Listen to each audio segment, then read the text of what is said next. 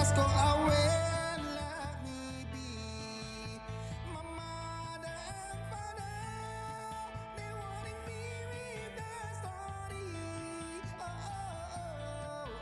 Miss B, go away, don't disturb me.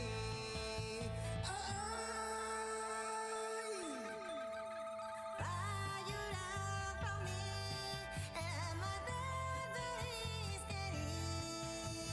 I am very sweet, like the smell of frangipani. I want to be your friend till the very end. Love and with you, I know the ones that hated you. Miss B, go away, don't disturb me. I have done no wrong. Just go away and let me be. My mother and father, they only mean their story. Miss B, go away, don't disturb me.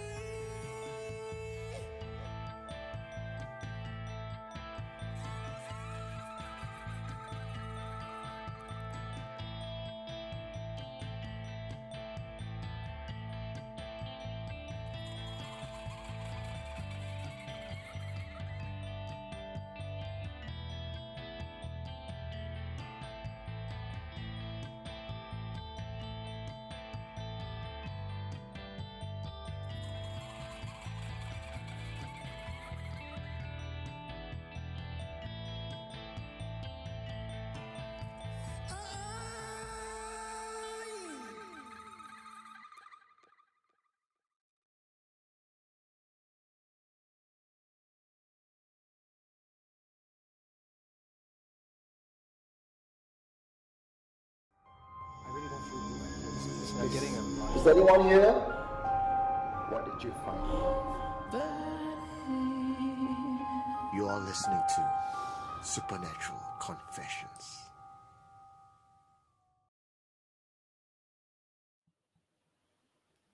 Good Friday evening, everybody. Welcome to another episode of Friday Night Live.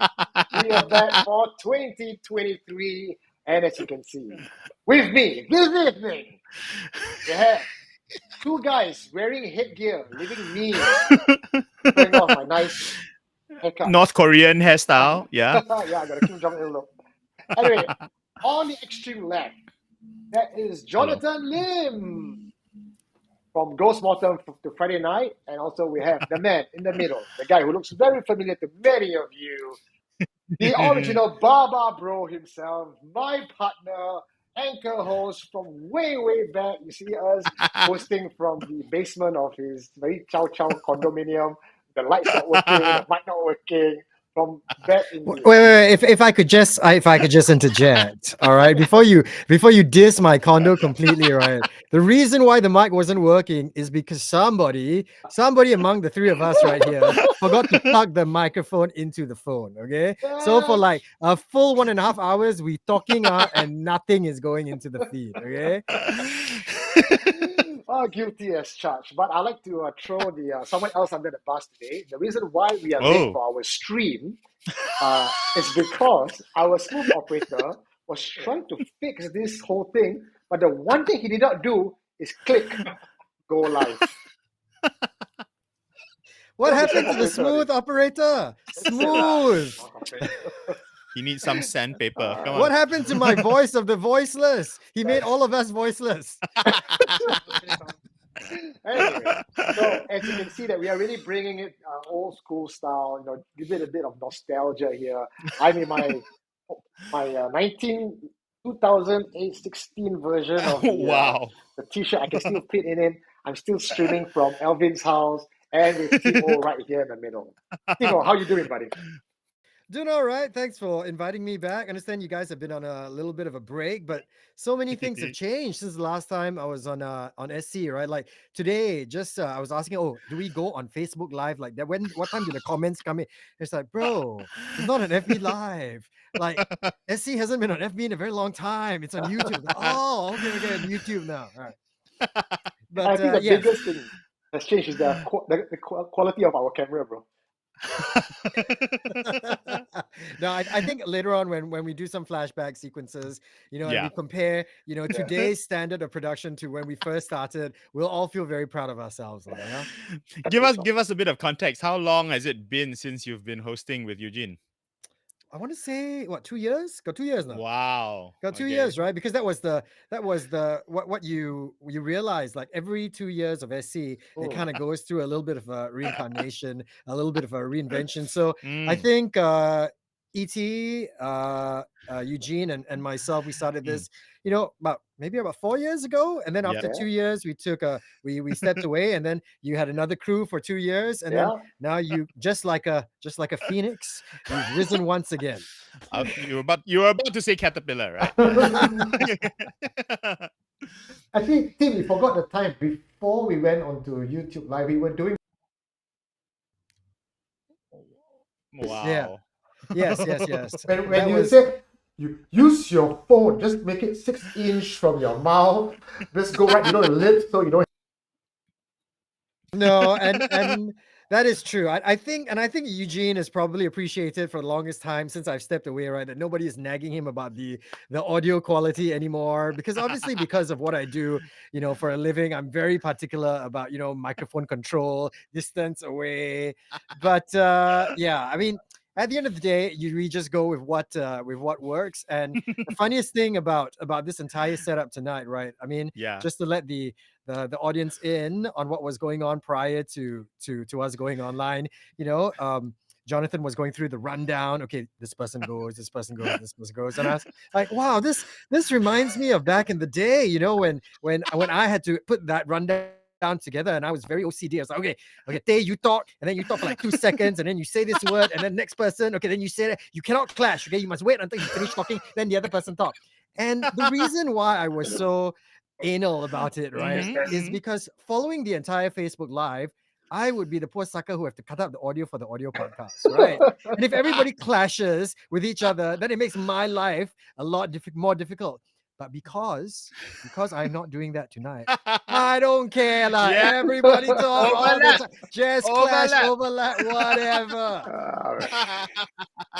Apparently, I don't have sound on my side. Can you guys hear me? Because yes, we can hear you.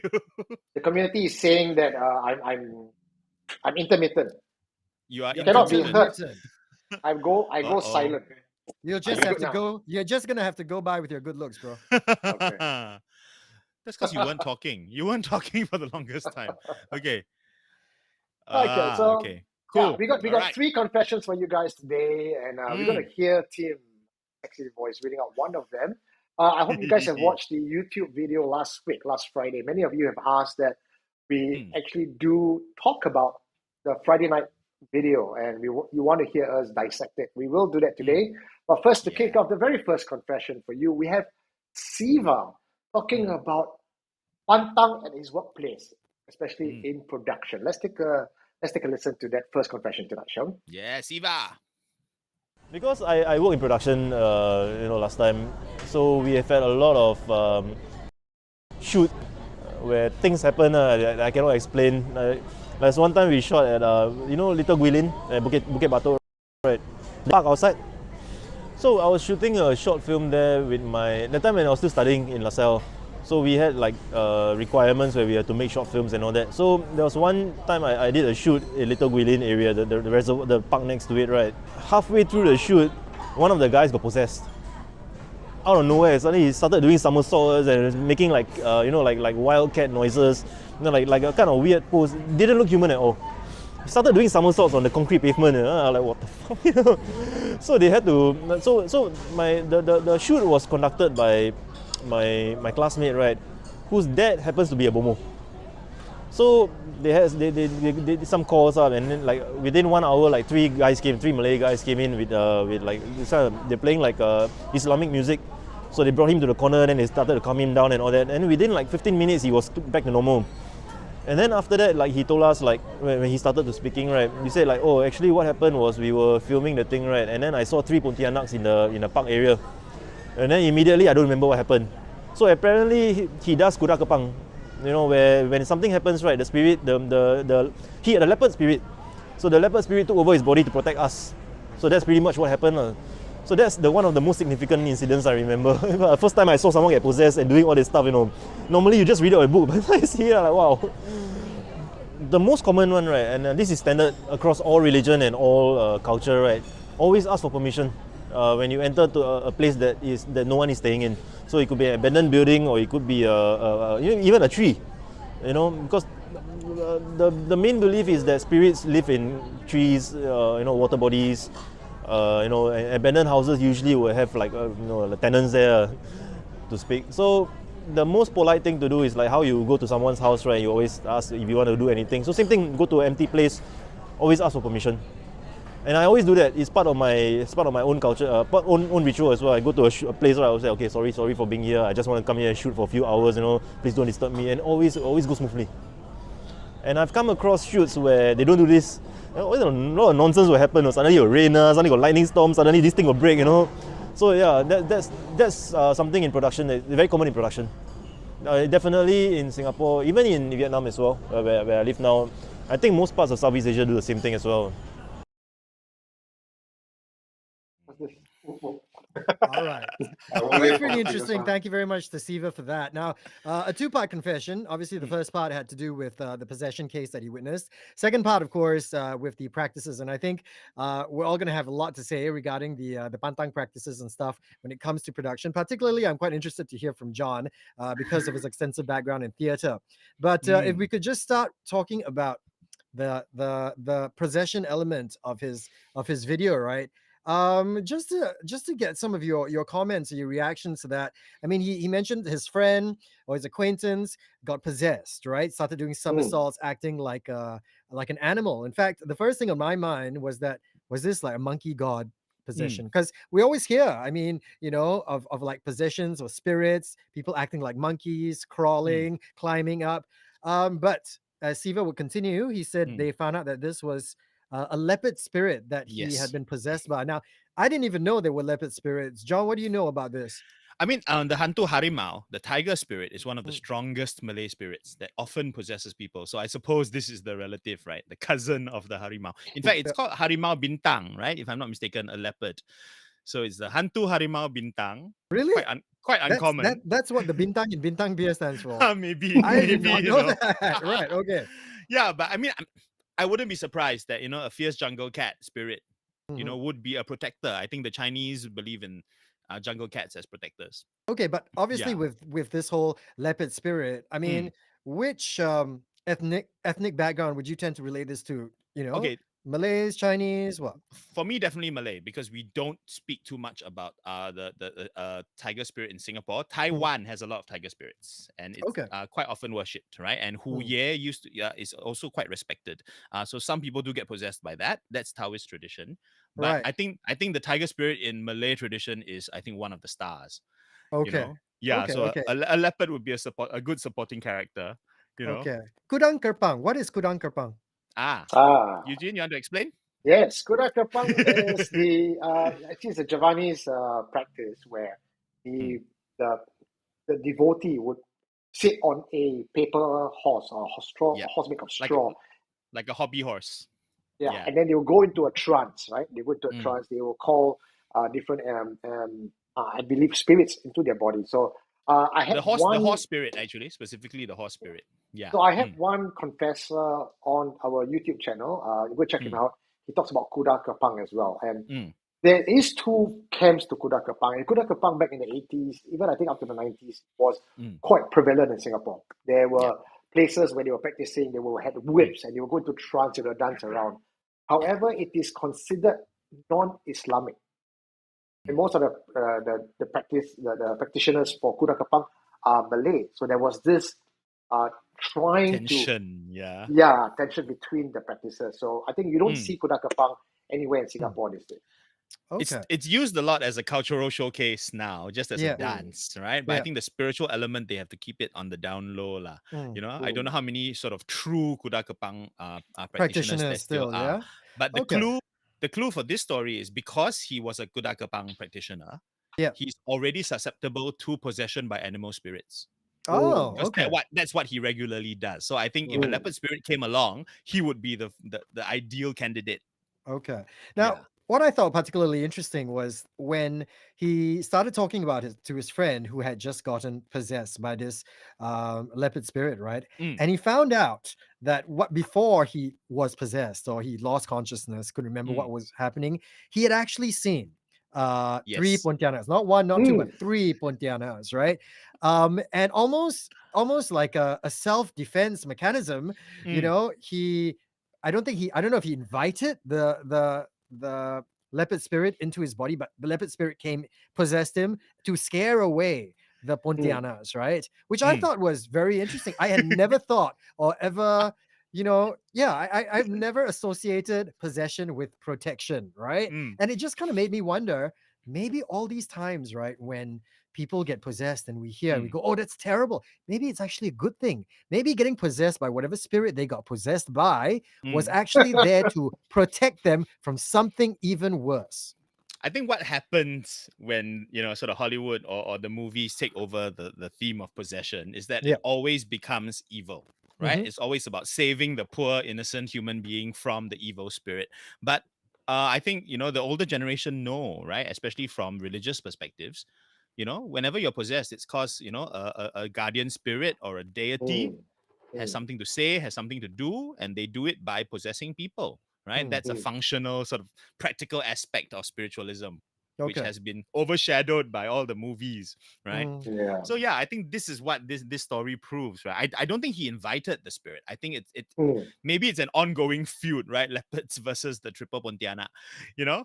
And so the Pontianas were there trying to sort of, you know, hunt these people down, and then the leopard just, you know, so you can see it as sort of like a sort of Hantu Marvel universe, right? And there's this battle.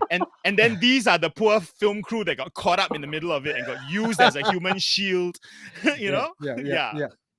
No, and also, I mean, with a Kudang Kepang practitioner, right? I mean, in this particular case, it was mentioned that because he was a practitioner, you know, he was particularly susceptible to spirits. Now, I mean, I don't know, I don't have a lot of information about this. I will have to defer to your expertise, but is it just one particular spirit you are susceptible to? Could it be like the leopard spirit today and another spirit tomorrow? So I mean, Or depending on exactly what they're chasing away, then that appropriate spirit will then come into their bodies. This one I got an answer. So yeah. not the Malay side, but I spoke to the Thai side, right? And apparently all of us, it's almost like those Red Indian kind of, you have a totem. Hey, You cannot have say a- Red Indian, Native American. Indian. Native American. Yes. Oh, this is woke culture and all. Okay, Sensitive Native generation American we live in. Indian, right?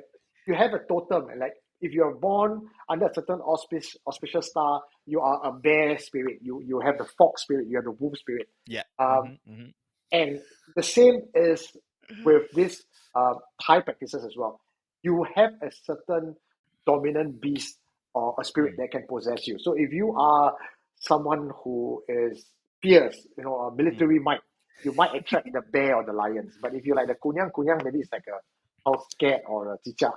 The spirit will come and possess you. So does Can that you mean choose? Do you have a say in what spirit like enters choosing your body? spirit animal, No, right? you don't. You have no say. You have no say. The good thing is, I want to brag about this, right? I have a white wolf guardian that can. You have a take over white me. wolf guardian. Yeah. So I was told by Why must be white wolf? Is this for your inner SPG? Is it? That's not a very Asian guardian. white dire wolf. So your No, white but wolf yeah, guardian is very far away because it's in the wrong climate. No, but you see, because in the spiritual world, geographical distance don't I really see. matter. Oh, okay. Yeah, Sure. yeah. So Well, in the Chinese world, we only have 12 to choose from. So this year, good luck if you're gonna get possessed by a rabbit. Okay. The Pontianak will get you. Okay. No, Also, for the other me, thing about Pontianak, right, is I never thought of them traveling in threes.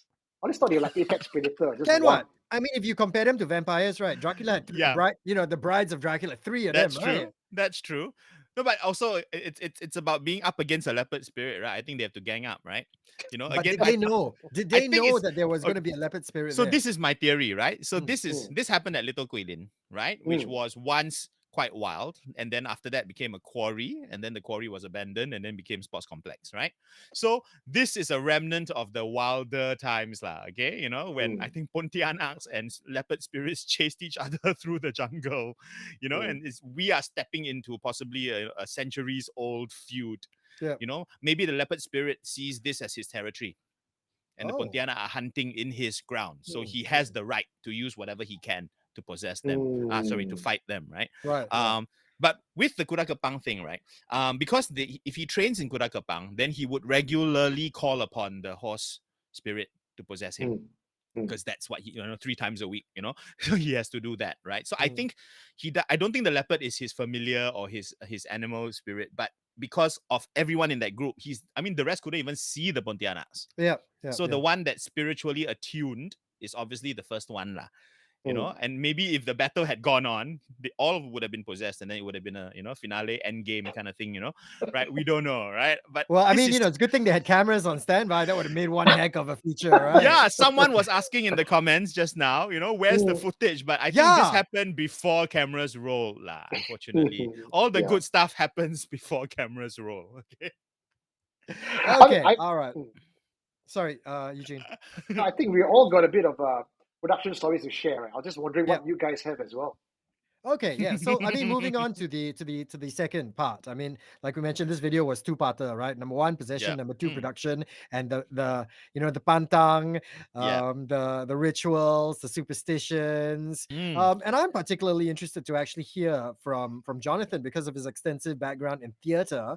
I've had some friends, of course, who have worked in theater as well, and they've casually mentioned that yes, when it comes to productions, when you start something, when you go into a theater, even if it's a theater you've worked in a lot, every time you start a new production, there are certain practices, rituals, traditions that you will do again just to play safer. I mean, you want to have a successful run, so why take chances, right? Might as well just make whatever is down there happy, and hopefully you will have as smooth a run as possible. I mean, there are two sides to that, right? It's the same for theater productions and for filming, right? Whenever you start a new project, you have to ask for blessing and protection, right? And if you are going You into ask for a who? new... When you ask for blessing, protection, So, from okay, whom? most of this would originate from the traditional Chinese. So we're talking about Taoist tradition, lah, right? Okay. So, for example, you need permission from Tuti Gong because you are performing something in a particular area, a particular locality. So you want his endorsement, you want his authorization, you want his blessing, right? And then you will ask for any other sort of hamper full of blessings from everyone else, lah. Guan Gong and Guan Yin, and basically to keep everyone healthy, keep everyone safe, to bring the audience to you. I've even had ceremonies where they ask the gods to make the audience receptive to their message. So really, it's a lot of well-wishing, right? But of course, it's also partly psychological, right? Because it's really getting everyone in the team who turns up together to do the ritual together. I think that's a very important action, right? That they can take together. And what do these Auspicious. rituals entail? I mean, are there gifts? Are there burning of Suckling things? pig. The suckling Oh, pig. okay. Yes. All right. The full thing, right? There's a full, but that is more often done in filming because they got budget, right? So they call it the lensing ceremony, right? They also do that. They do that in Thailand as well, right? Whenever they start shooting a new series or a new movie, everyone has to come together and do this, right? And I think it's a good sort of cohesive camaraderie thing as well. Even those who don't believe, right, it has its effect on you, right, as a team, so I think that's very special. But the other side of it is about being sort of courteous to the people, the spirits of the venue, right? So this is where the theater side comes into it, right? Because theaters are notoriously easily haunted, right? Even if it's not got a regular ghost of its own, because it's empty all the time, it invites spirits, right? So there are things there and you have to share that space. So it's the same as knocking on a hotel room door before you step in and announcing your presence, but because we're going to be there a while, we're going to be making a lot of noise. So please give us permission. Please, enjoy the show, but don't harass my people, etc., etc. So that happens quite a lot in theater. Some people Okay. those who don't believe do their own rituals lah. Okay, but Yeah. my next question was going to be, I mean, you've done this enough to see when you do it, what were the Yes. results, and when you don't do it, what happens then? I mean, and more often than not, in your experience, when rituals, traditions were not respected, ceremonies did not take place, what were some of the what were some of the bad things that happened, the not so good things? Okay, I've been relatively fortunate because it doesn't happen to me, right? And the Singapore theaters are not too bad, right? Because I think Singapore theaters don't lie empty for long. Yeah. NAC packs them pretty full. So there's not a lot of time for spirits to take over, right? So generally okay, unless you have content in your show that invites trouble. So if you're doing something about the spirits, right, and that's something. So there was a show that I was doing in Chinatown, right, and it was performed site specifically. So it was performed in a shop house that was owned by the theater, and we wanted to do the show during 7 month, right, because it was a little bit spooky, right, the show. And so they warned us. We had 3 priests that we consulted with, and so they warned us, please ask permission beforehand so that later on you have insurance. If anything happens, you can go back to the god that gave you permission and ask for his protection rather than wait for something to happen, right? So we went to the Tutikong temple and we asked for permission. We did the ritual, right? And we tossed the 2 wooden blocks, right? And we did it again and again and again, and permission was not granted. And the company was not going to go ahead taking such a risk, because not only are the actors moving around, the audience is moving around too. So they'll be at risk. Until we asked the monk at the temple to please intercede for us. Right. And he had a long conversation with the Tutikong. And then he threw the 2 wooden pieces and he got us permission. Did I mean, obviously when they were asking for permission and all that and they were rejected, right? Yeah. Was there reasons given as to why? No. Okay. It was very top down. So how do they know that how do they know permission is not given? So they have these 2 kidney shaped pieces of wood, right, which they throw, right? And if they both fall the same way, it's a no. I see. It's only if it's one up, one down, you get. And they kept asking, and it kept landing in that same way repeatedly. I threw them. The artistic director threw them. The writer threw them, and none of us could get a yes. Okay. Wow. Yeah. So after we did that, then we felt safer, lah. And so it was sort of spiritual due diligence. So after the monk interceded on your behalf, you guys threw it again, and it both landed up. He threw it, and it got it right. Okay. Yeah. So it was quite significant. Otherwise, we would have cancelled the show. In filming, though, it does happen a lot, right? That if you don't ask permission, let's say you're going to an outdoor location or somewhere, you're shooting at night somewhere, and if you don't ask permission, then the usual stories we hear are lights failing, cameras not recording, stuff like that, right? Or if it's outdoor, it starts to rain. Okay, so that one, I'm a bit skeptical because this is Singapore, so you can't blame anyone if it starts to rain. No. I mean, we've done events long enough to know the whole chili and bawang thing, right? They stick it and then miraculously, right? If you stick it at the corners of the area, then suddenly it doesn't rain, right? That one is a deal that the Prime Minister's office has done with the devil. Okay, there is more than chili. There's some deep Illuminati shit going on about that, okay? About the National Day rain thing. But I mean, weather aside, there are mishaps that happen. Equipment that goes missing, vehicles that refuse to move, stuff like that, right, has happened often enough, lah. So you don't have to think twice about taking precaution and being sure. I think everyone does it, even if you claim you're not superstitious, but why take the risk, right? Exactly, why take chances? Yeah. All right, over to you, Tay. Tell us what about your experiences and what you've done, and how you tried to keep everybody safe and your production happy from other factors. Yeah, I got because you mentioned about the chili bawang, so I want to talk about that first. The chili bawang thing, it's very, very rare. Till today, at event location, and I have been privy to go behind the scenes to help out with event companies who are running big scale events. the chili bawang thing is real. However, that being said, really, the original idea of the chili bawang is it has to be planted by a virgin. Yes. But nowadays, Absolutely people, true. right, because it passed down from generation to generation, people know about the chili bawang, but they forgot about the virgin part. Also, it's hard to find virgins these days. Exactly. Except me. Yeah. The only one. I'm so virginal. Chaste. In the ass, maybe more like it. Chased by who? Chased by who? Chased by all the ladies. But anyway, yeah, so it has to be a virgin. Has to be a virgin to plus the chili bawang. Yep. And I can tell you for a fact, the chili bawang thing did not work. Because in Retrolicious 2014, we planted chili bawang. It rained like a mother. Because the virgin lied. Wait, were you the one who planted it? If you planted it, of course it will rain. No, we got an intern because then your intern lied. Yes, exactly. Yes, are you a virgin? Yes, I am. Sure you are. Okay. But the scary one, right, is actually the one I did in Drama Center. And I was part of the Gunung Sayang Old Association. Drama Center or new Drama Center? New one. The one at National Library. Right. And we were performing Peranakan show. So, Peranakan show, I'm talking to my Baba bro here, right? We always had the family drama. And the family drama will always involve a photograph of your ancestor on the wall, somewhere, somehow. Right? It's a Peranakan thing, right? Except this one time, they used a real photo of a deceased person. Oh. Not related to any of y'all. To one of the crew, the cast member. So it was related to one of the crew, okay. Yikes. Yes. Okay. Hang it, drill, the photo will fall off.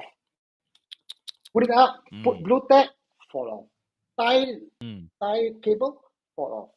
And then, same thing like what Team O's production did. You called, or is it, I think, John, you called the spiritual master to come down and ask for permission. And he said no, it was not granted. So we had to change photo. Couldn't go through the whole thing. Lights will go off, mics will go off, all the technical problems you can find. So in production, when you don't follow the will of the spirit, things will go wrong. That reminds me of two things, right? So, okay, one, and this is something we saw in a short film that we discussed last year as well, right? The famous Hong Kong actor playing the vampire actor, remember? Right? Which is the giving of an ang pao. Yes, Richard Ng, right? So in that short film, he was given an ang pao because his character dies in the film. Right, and that's a tradition we still maintain in theater as well. If your character dies in the play, or if your image is used to represent a dead character, you will be given an ang pao to protect got you anything from bad inside luck. the ang pao now? Yes, some small amount of money, depending on your how rich your show is, lah. Oh my god, guys! Speaking of dying, right? Remember the one story I had, Tim? I might have told you about this before, where I played a character that was got knocked down by a car, and my body was dragged into Punggol. Remember the story? Oh yeah, I remember. Did you get ang pao? No, it was the director was a Christian guy. His name is Ian. Didn't believe in any of these practices, and I mean, if you go back to all the old videos, you can find this story. But long story short, I saw right, an old lady beckoning to me, standing at the edge of the mangrove swamp. I knew it could not be human. I closed my eyes. I prayed. I have long suspected. We joke about it. We call you the auntie killer, right? So even the aunties who are no longer of this earth, also after you too. Drawn by you. Here, boy. I'm actually just surprised you didn't go. You assume you didn't no, go. You did, right? Assume you didn't go. You were walking towards it, and then someone called you back, right? No. It was a sound guy, because the sound couldn't work, the lights couldn't work, and the sound guy was walking towards that same point, looking for a cable. I called him back. I said, "What are you doing there? Looking for a cable?" I said, "No one went there. Why are you looking for cable over there?" And he goes like, "Oh, I don't know. I don't know why I'm walking here." Then he walked back. Maybe So the auntie wasn't calling you. Maybe the auntie was calling him. Then you go and knock him. Terrible are you? This one, not bro. Spiritual cock blocker. Okay, not good. Not good. Not a man. bro. Anyways, it's already 10:45 on this on Oh, the time right wow. now. Okay. We Time went quite is a bit on this flying one. past. We have Yeah. 2 more to go to. Shall we go for the second confession? Wait. Before we do that, Ah. I feel like we should practice. I mean, we should get back to an old SC practice, right? And that is, what time do you think this live stream will end? Because in the past we were very, very bad at estimating what time. Because obviously when we run through the program, right, the rundown, we see the confessions, the videos, and we go like, oh, okay, this one 2 minutes, this one 3 minutes, we talk 5 minutes, like, oh, okay, we should be done in 45 minutes. But when were we ever done in 45 minutes? So we started the show, okay, albeit a little bit late because of our technical issues. I would say we started maybe about 10:15. Would you say? Okay. Yep. What time do you think we will be done tonight? I'm guessing 10:40. It's already 10:42, bro. 10:40. Hey, sorry, It's already 11:40, 10:42. 11:45. Okay, 11:45. You think? Okay, we'll keep that down, John. I say midnight. Yeah, I say 12:30. Okay. Okay. Okay. So, Confession number 2. Come. Confession number Eugene. 2 is actually the one on YouTube. It was Mm. from this guy called AF. He was working as a paramedic, and in his job, he has to do shift duty and he has to work with the ambulance. So he's new to the job, and instead of following what the Lao Chows are doing, when they're sleeping elsewhere, far away from the ambulance, he decided, why you all so stupid? Sleep on the floor, sleep on the sofa. I'm going to sleep inside the ambulance. And he was told not to do that. But young guy that he is, he's, why you all so pantang? Why you so superstitious? Just sleep there, it's comfortable.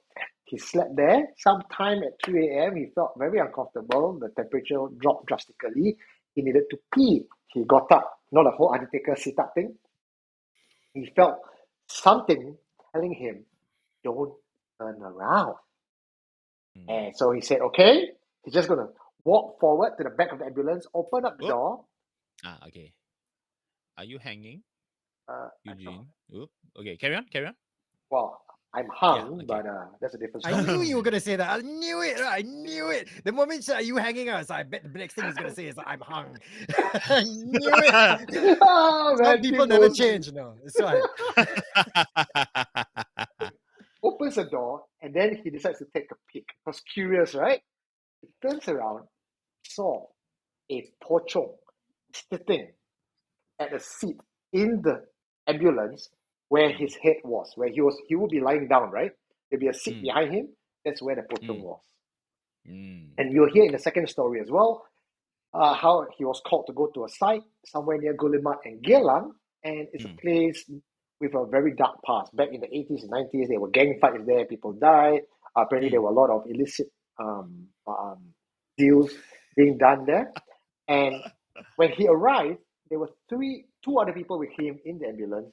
They saw a silhouette. Okay? And when they opened the window, no one's there. But never mind. Take a listen to this shortened version of that session to give you guys a bit of a recap, and then we can talk about this.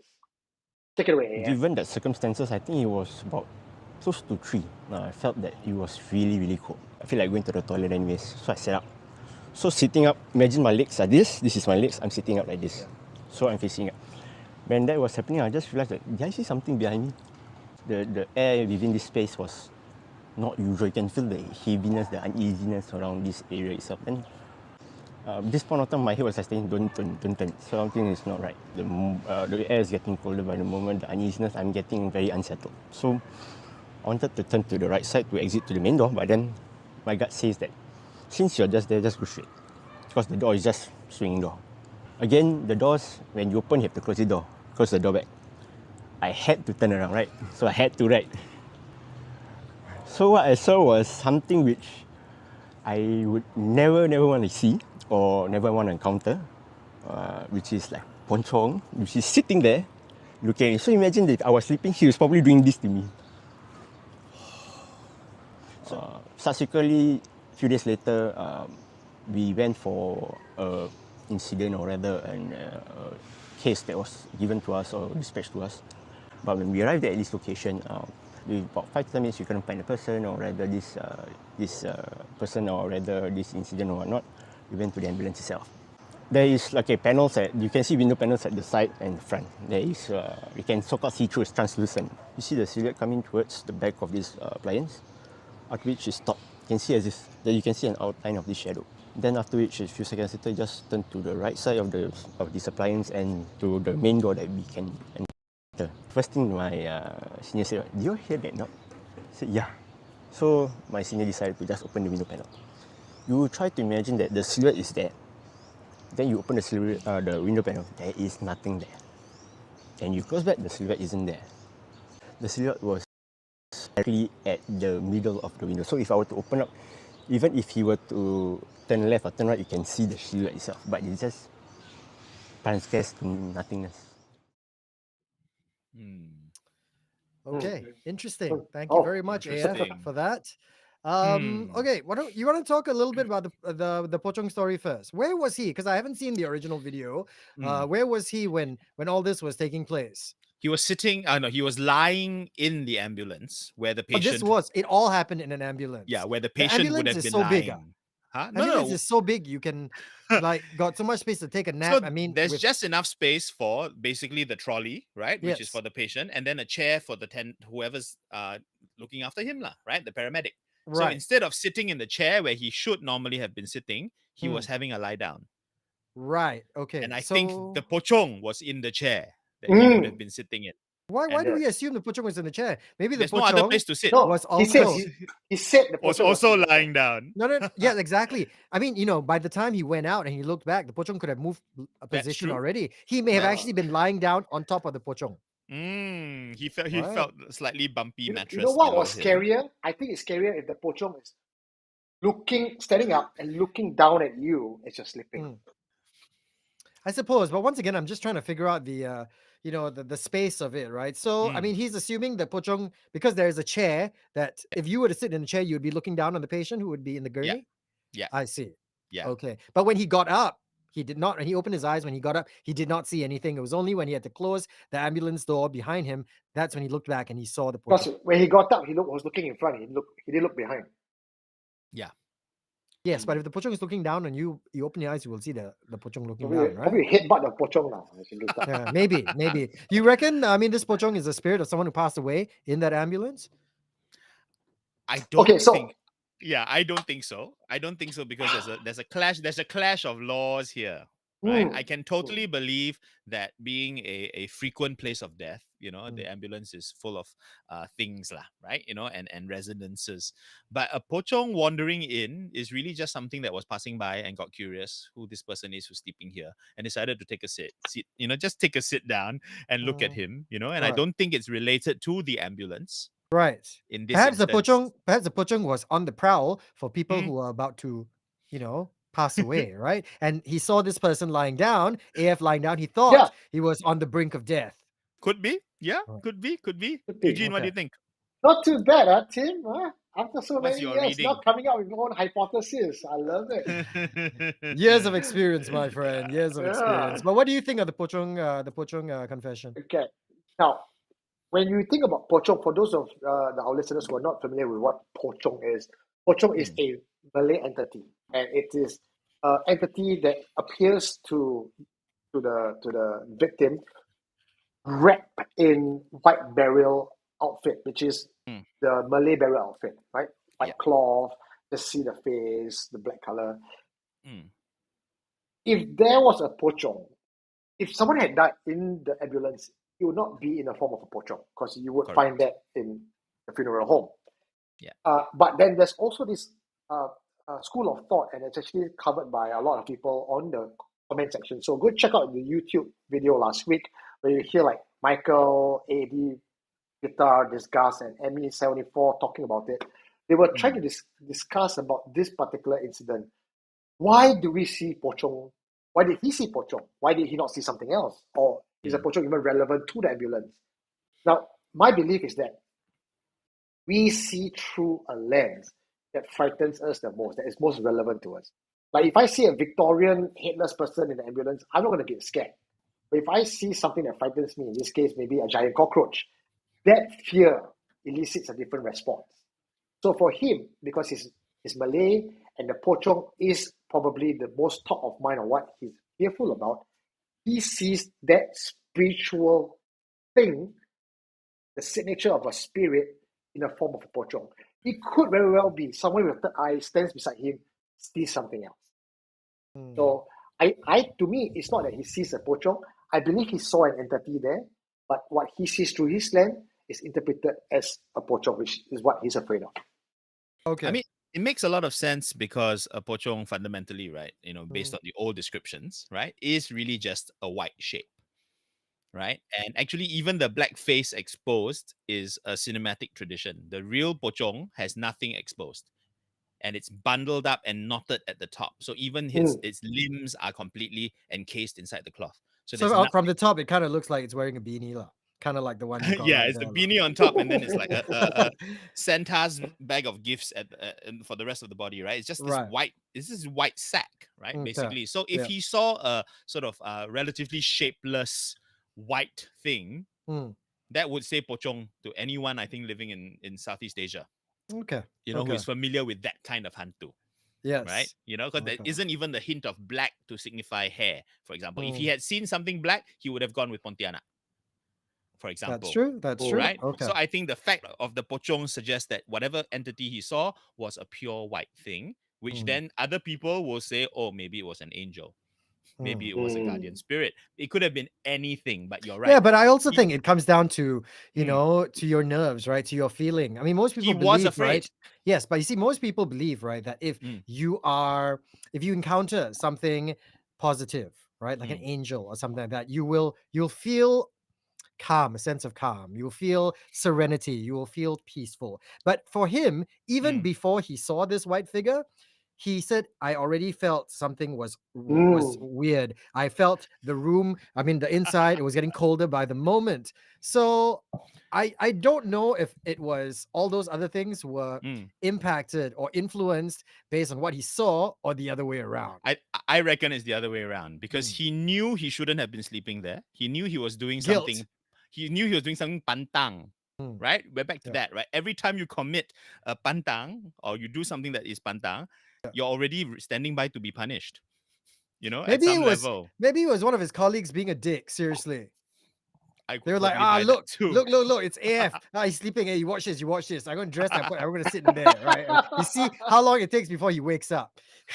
And then someone turn on the aircon, make it very cool. Okay. You know why Tay is laughing? Because this is what he would do. He would totally do that. Oh, yeah. I did that before. I tried to prank some people in Old Changi Hospital, trying to scare them and all. But with regards to this particular confession, I believe that what he saw, because you said that it was a power suggestion. He knew it was pantang, he knew it was wrong, and therefore he went to sleep thinking, and it's part of that guilt. Subconsciously.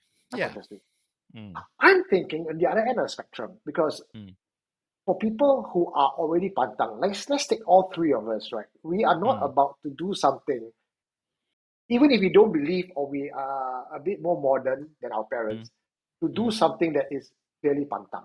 So for someone to lie down in the freaking ambulance, you are probably not even afraid to begin with. No, not true. Not true. He's choosing to suppress the fear because he wants to rest.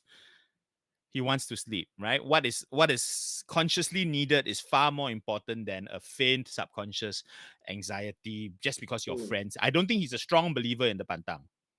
But it left an impression. Enough of an impression for his mind to go, it's very cold, it's very silent. I must be wrong. Then it triggers.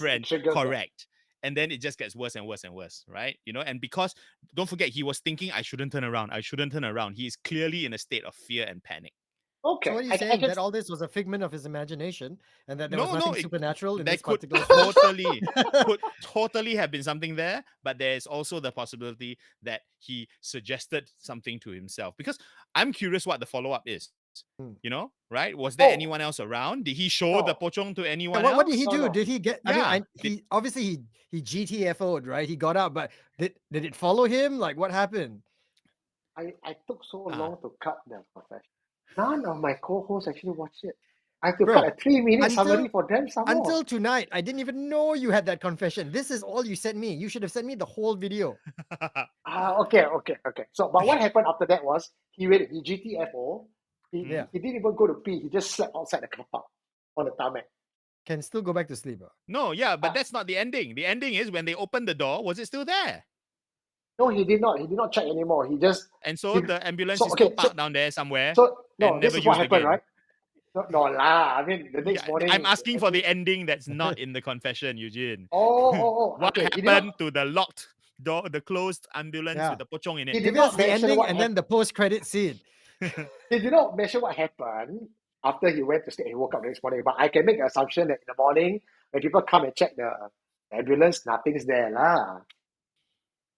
The Mm. very Okay, so- fact that Ah. the very fact that someone just saw a pochong Ah, in an ambulance, closed the door, went to sleep, and then didn't talk about it, didn't report it, didn't call his friend and say, "Hey, don't go in. There's a pochong in there." ah.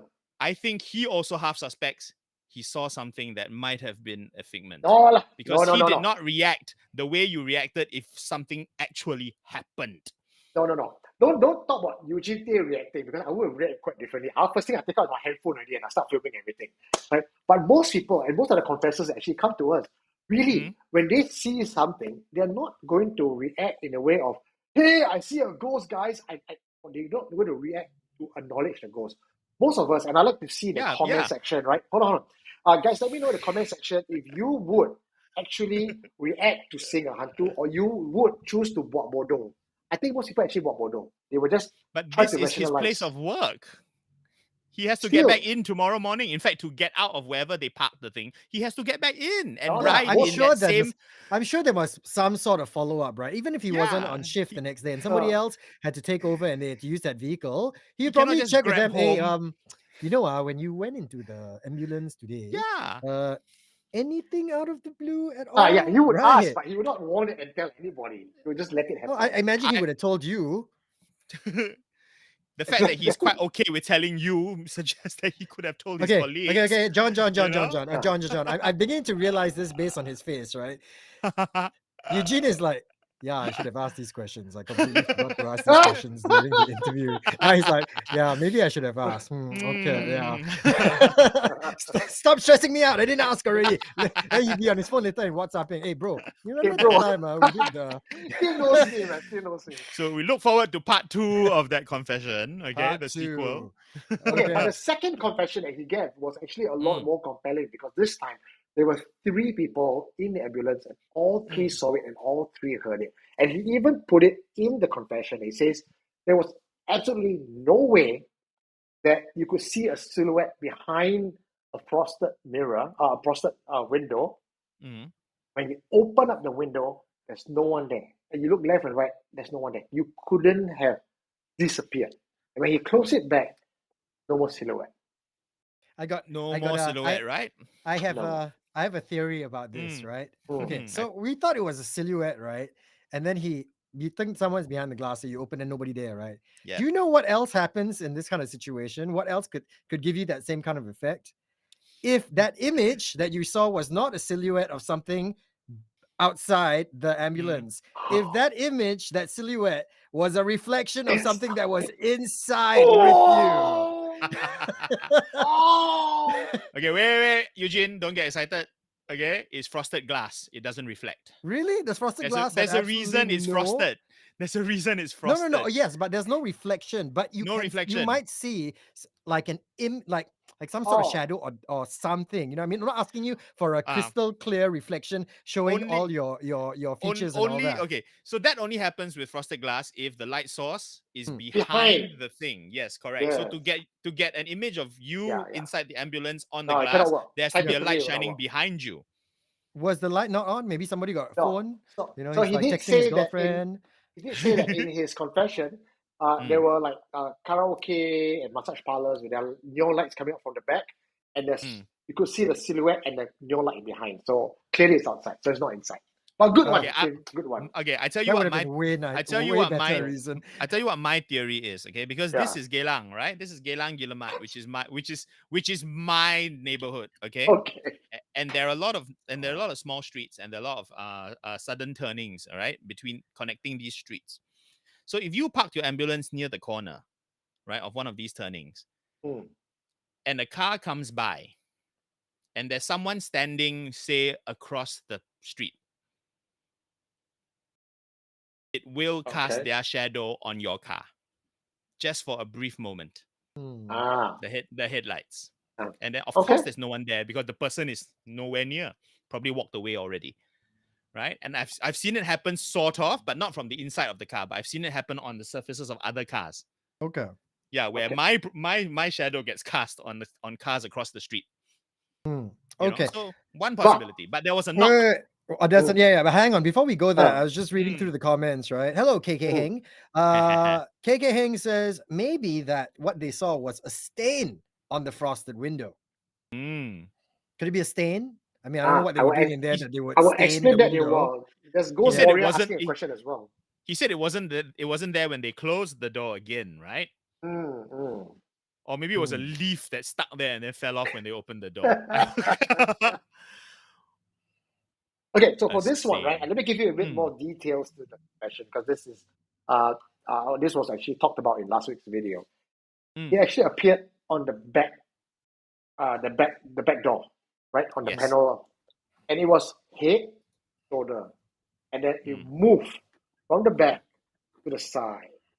So this would have debunked your idea about a shadow that was actually casted onto a it would move. The shadow would move because the car is moving.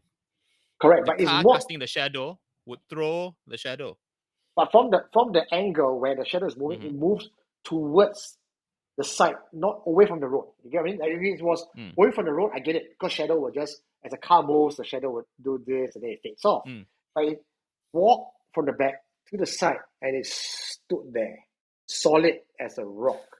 And then when you open up, it disappears, it goes back, nothing there. You know what we need? No, but This calls for? This calls for a reenactment. You all need to go and reenact this, right? So you can see exactly whether or not it's possible. Because, when they opened the door, the shadow was already at the side. Right? They opened the door. No, they didn't open the door. They were all inside. They saw the shadow outside. Correct. But when they opened the door, the shadow had moved to the side.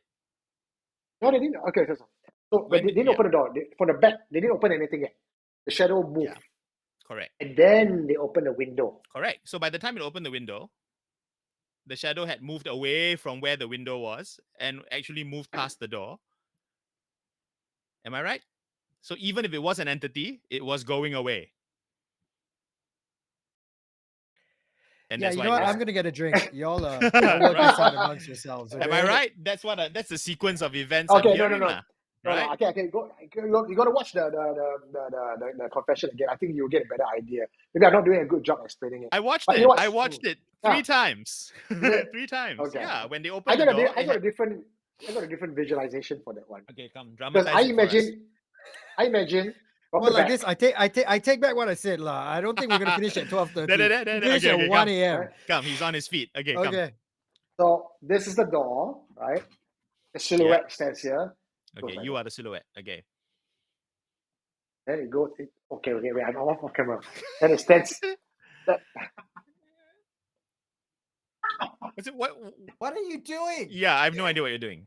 Because the camera's flipped, so if I move backwards, I'm out of. No, but why are you holding your hands like that? What is this? What are you doing? The robot, ah? You're walking like an Egyptian. Okay, wait. Okay, so I will stand here with a silhouette, and when you open the window, where am I going to go? I cannot go left. I cannot go right. I cannot go down. I just So he vanish. opened the window, not the door. The window.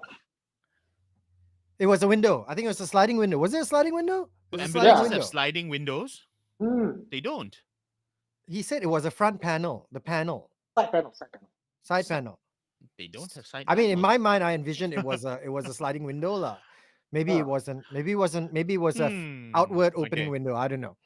Okay. Okay, I don't know part ambulances 2. well All enough. this will be revealed in part 2 of the interview. This time, of course, I will watch the whole video before I ask questions. Okay, but anyway, Okay, so are we cleared with this particular confession? Yeah, I'm good with this one. I mean, let's take a look at what the people are saying on the comment section. Yeah. I didn't get to read the comment section. Anything interesting, guys? There were people who were agreeing that it could have been something cast from the inside or from the outside. So both Tim's version and my version are possible. You know, for 2 years, I had to deal with Sonia Kurana being the super rational person. I thought finally, I can get like someone was saying just now in the comment section, tonight is all Team Hantu. Where's the Team Hantu? I'm the only one, Team Hantu. Well, look, Easy Matt says that the person casting the silhouette could just have ducked. No, cannot. They said, because they look around, there was no place that the person could have. Unless the person just was really, really fast. And just even that go is not away. natural. So I'm going to give this maybe it was a definite. I give this a 5-star Hantu rating. Even HDB frosted windows, it says here, Night Owl, you will see the same effect if your HDB is near the main road. Tim, what do you think? I mean, you're the neutral party here. You've done enough dissection. What's your take on this? I want to know, right, this particular confession, or this particular encounter, right? Did it take place before or after his experience with the pocong? After. Okay. So he's already had, let's just assume, right, that the pocong was the first scary incident that he's had, right? In an ambulance, right? I'm sure it's something that he remembered for a very long time, right? And in this his one mind, happened shortly after. So okay, all right. So it's still very, I would still imagine he's dealing with some sort of trauma from that experience, right? Then something like this happens. I feel like the first thing that your mind would go to is it must have been something supernatural, and I think if you already have it in your mind that it's something supernatural, almost all the evidence that you look for after that you'll look for stuff that's kind of skewed towards the fact that there is something supernatural about that ambulance. 3 people saying the same thing? Now, this is not. Maybe he had told them the story as well. Maybe prior to them having this experience, he was just recounting, hey guys, last time I was in an ambulance, right? Well, I was sleeping on the gurney, I opened my eyes, right? And then after that, I saw a pocong. I mean, if they were already having that discussion, right? He freaked them out again, some more. Suggestibility, right? This is a lot more far-fetched. Like it's a lot hard. It's like I would grant you that about suggestibility if you tell someone something and then they all hear some noises and they'll get spooked out. But this one was a silhouette moving from the back door to the side, and when it's open, it disappears. And then when it went back to the HQ, when they went back to HQ, what happened? they were talking about that, and a senior came down and go like, "Oh, Gulimak Gelang down there famous for such things." And he said that as a Lao Chiao, what they have experienced is a 1 upon 10 on the horror rating. They've seen a lot worse. Did you ask what those worst things were? Correct. You are the worst. Oh, okay. No, I did. There are suggestions in the. Yeah, what did they say? When he went over to one of the house, he saw a kid under. Someone said they saw something. I can't remember the exact thing now, but saw something under a basin or something like that. And when he went there, he came face to face with the entity in the face. He saw something under the basin. Yeah, like a kid looking up at him. Something to that effect. Yeah. Sounds very Ju-on. That's my first thought. That is so. Yeah, because I think what the colleague was trying to say is that you did not see the thing face to face. He did. So if you do not see the entity face to face, tak pakai. How many people, if they see something, are going to like, I'm not leaving this place until I see it face to face? Right. But what's also interesting is that's like me saying, right, every time Eugene runs screaming out of the room because he saw a kacho, I'm like, did you see it face to face? Because if you didn't look at it face to face, eye to eye, right, then it wasn't really a kacho. Yeah, but that particular location, the Gulimak Gelang area, that stretch, he told me where it was, and so if you guys want to know, I can tell you off camera later on. I will camp there and wait for this thing. I don't want to lower the property prices of the place. So there were incidences of phantom suicides, not reported by one, but by many. the residents, as well as the paramedics, as well as the neighborhood police, people who are the police who are on duty in the area. They said, "Oh, the phantom suicide." Yeah, people were here. Hang on. What do you mean by a phantom suicide? Like a phantom like suicide? I'm thinking like suicide that didn't really take place. What do you mean by? You mean the echo of a suicide, right? That happened. Yes. Yes. What John said. So someone. Yeah. People would see someone jumping off, heard the scream, heard the thud, walk there, nothing. It happened to me when I was a child. I heard that. I heard a scream going past my window. I was about, I don't know, 11, 12, right? I heard a scream going past my window. I looked out the window. There was nothing, right? And when I thought back, the thing that disturbed me was that the scream was growing in volume, became loud, and then faded again, as if it was moving through the air. Like so it felt as like it was something going past your window. Yes. Oh. So it wasn't a consistent scream like if the neighbor was screaming next door or something. Like exactly like that. Okay. Right? Because if it's a neighbor yelling, then it's still in the same flat, right? So there will be a certain consistency. But it was only loud for a brief moment. That's why I woke up. And then I heard it fading away. Okay, how about this, right? Look out your window, there's nothing there. Are you here? It sounds like that bird, the Asian call, the one that wakes you up early in the morning. Yeah. Right? What is he doing again? Loud sound and then it fades off. Same thing. Yeah. If you're living in a HDB apartment, sound travels. So you're being team the rational sound of, there? The sound Are you being what? team rational? Sound of Eugene? what? What exactly are you? What sound are you referring to? He said loud scream, then it fades off. Yeah. So you're saying. So what do you think? What is your rational explanation to that? Yes, Eugene. It was the sound of what particular activity? Someone was hammering away. Hammering. A nail. Someone else? Hit the thumb, and he goes, outside my window. Sound travels in the HDB. Yeah, that's not really what he's thinking of. He's thinking of something else. I think we all know. It's Chico Pate down here. Okay. So, so you are debunking the very thing that you were telling us about, which is phantom suicides. Okay, no. Okay, so phantom suicide, the place is known for police, residents, seeing someone jumping off, and then hearing a scream, hearing a thud, there's nothing. So this is recite and sound. So, yeah. So go check it out. I will tell you guys where it is. John, Yeah, Pulimat, Geylang, that's your area. Definitely, I will cycle there tonight. Yeah. Okay. Now, 11:15. I think you might be right. We are probably approaching more towards 12. Okay, docs. Hey, by the way, before we carry on, right? I saw a name pop up quite a few times in the comments. Someone's birthday today, is it? Tan Shi Min. Is this the same Tan Shi Min from last time? I think she's still studying, bro. Yeah, I was gonna ask. Graduated already now, Tan Shi Min. 4 years already, Because she keeps spending time watching us, so she's taking a lot more time to finish.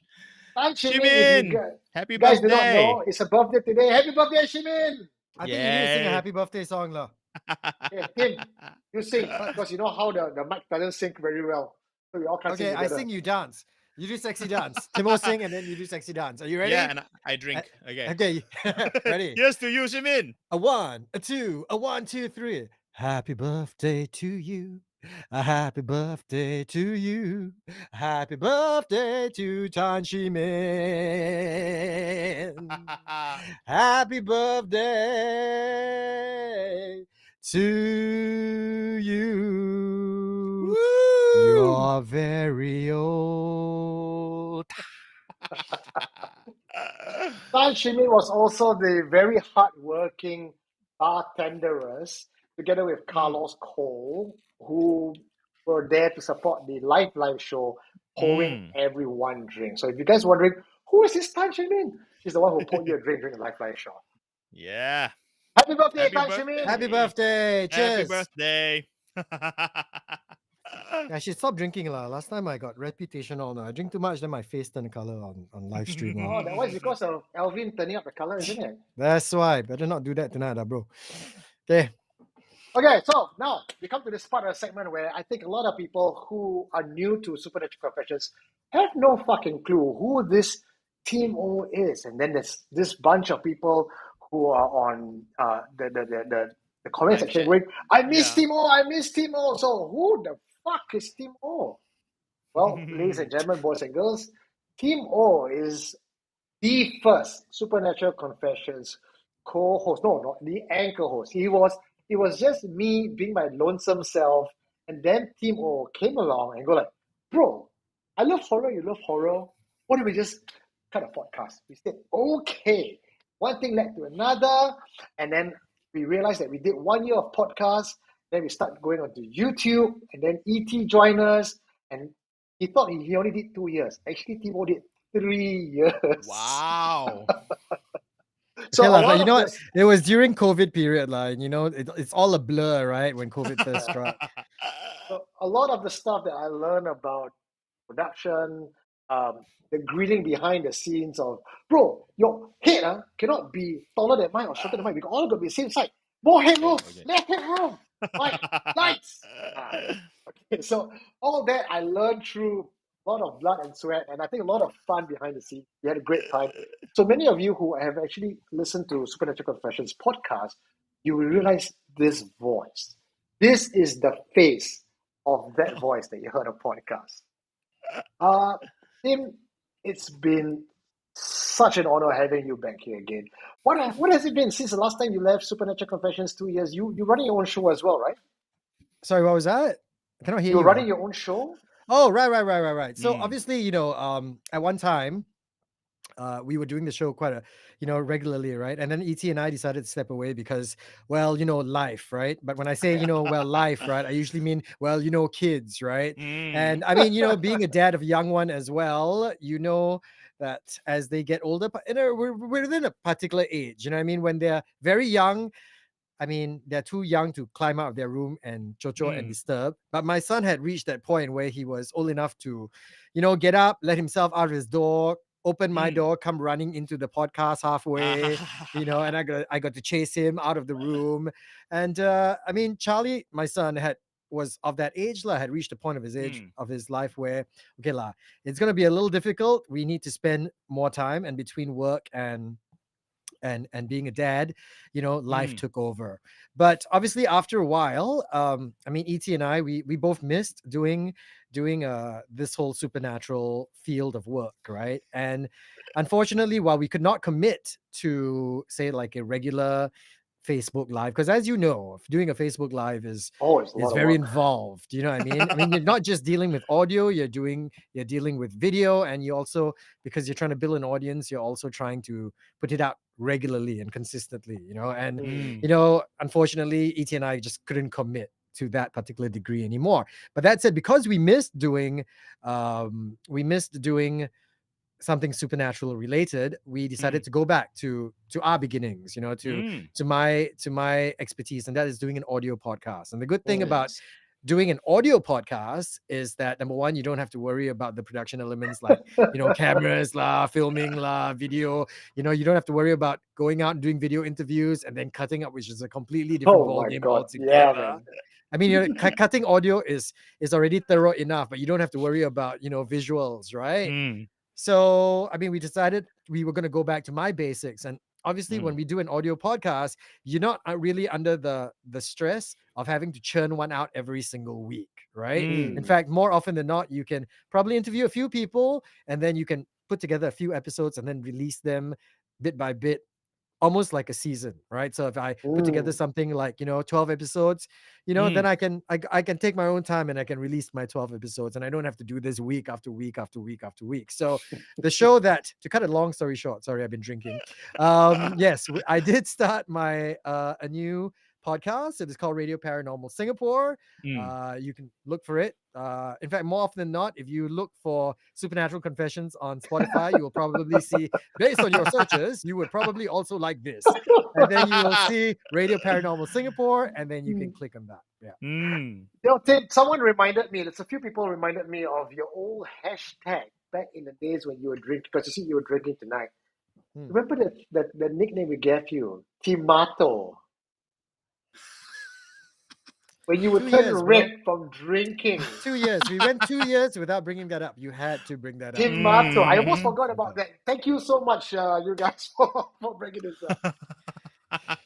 No, but I mean, you know, we've gone through a lot of changes as well, right? I mean, back when I was last doing Supernatural Confessions with you, our hair was pretty much this length, and then for 2 years, you and our hair started growing out, you know, and we had our hair grew. We went through the I like to call it my Lorenzo Lamas phase.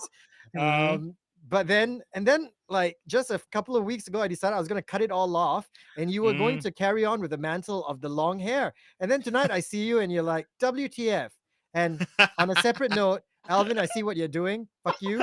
Stop screwing with my color. Okay. No, but why did you cut your hair? And I know a few people on the comments also asked that question too. Okay, true story, right? So when you wanted to keep your hair long, I wanted to keep my hair long. We didn't really discuss it, and then we just started doing it. So we were both children of the a generation when Lorenzo Lamas was considered cool, Slash was considered cool, and I think us being in our midlife, we both wanted to do something, and we kept our hair long. But you look like a Lorenzo Lamas. I look more like a hobo, a homeless guy on the street. Look more like Doc Holliday going, "Great Scott!" And I think it came to a point where, because you know, in my 40s, we men have male pattern baldness. So I have a lot more hair on the side and not so much hair on the top. So I have this poofy side, big afro volume at the back, and nothing much on the top. So if you notice, I actually have my hair combed all the way to the side. It's not a side parting, it's a modern comb over.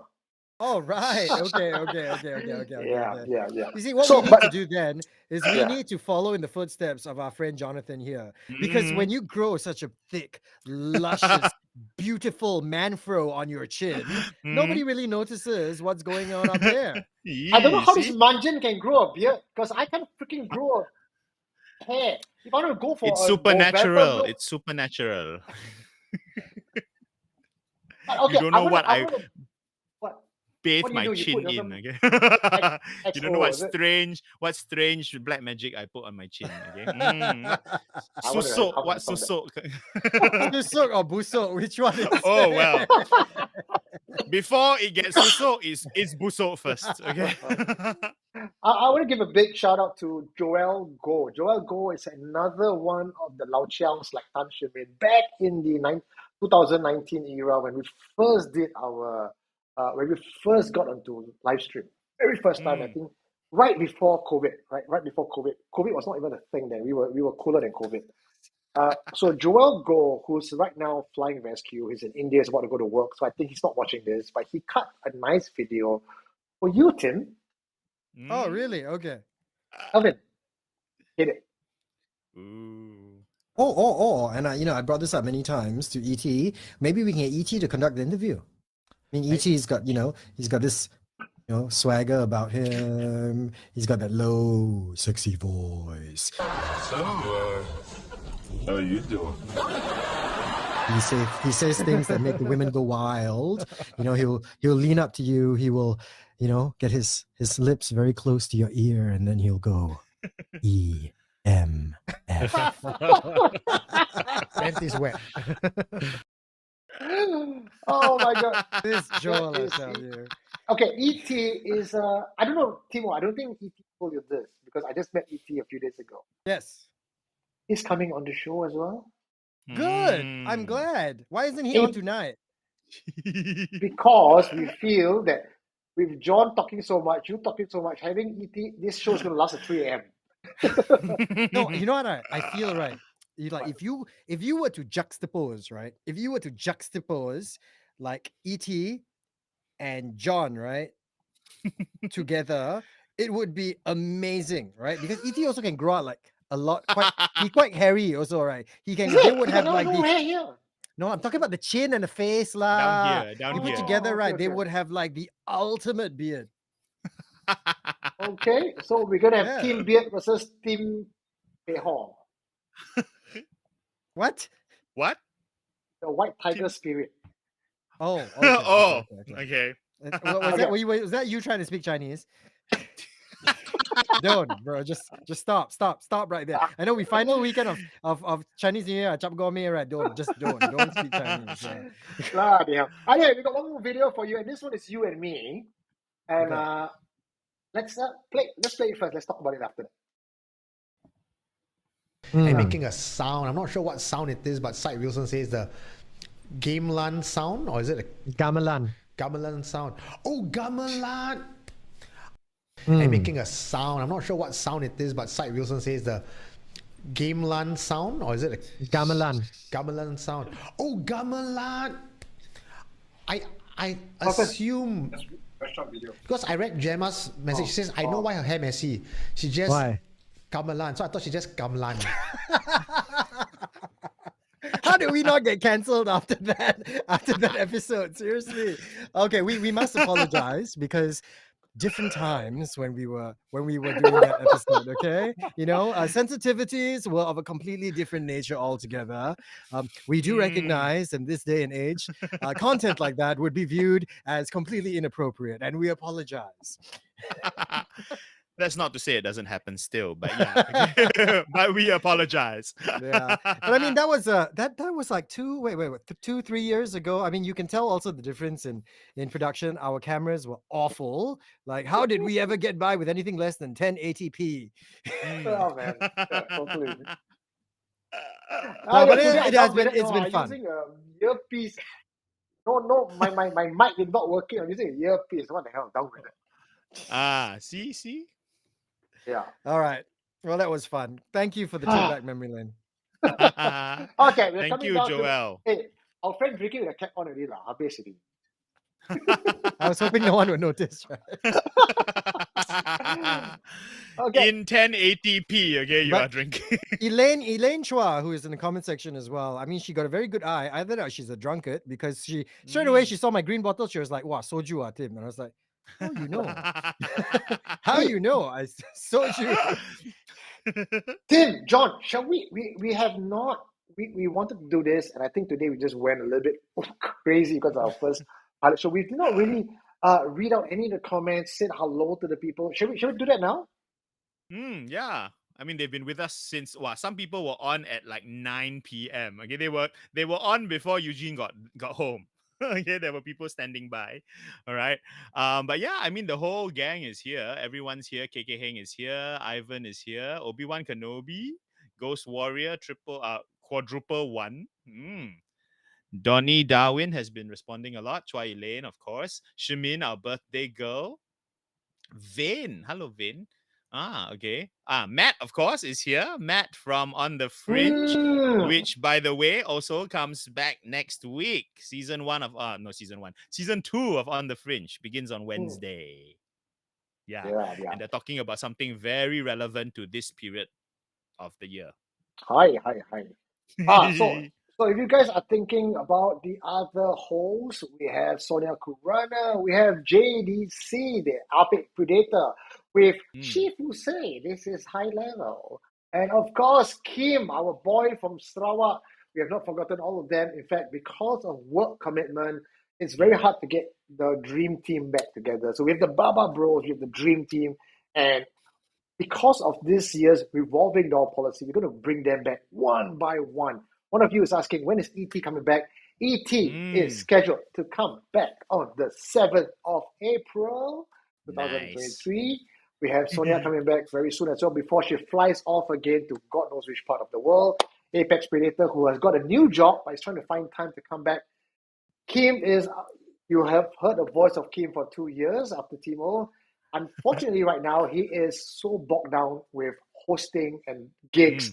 And Friday is where he makes the most money. So asking him to sit on this show and losing income is not something I can do. And Speaking of income, we're not making a cent of this. And what I would like to do is buy my host dinner, buy them drinks, take care of our moderators, made of Kara, Janan, Lean, and of course with Ivan as well. So if you would like to buy us coffee, we have one main link right now called buymeacoffee.com/superconfess.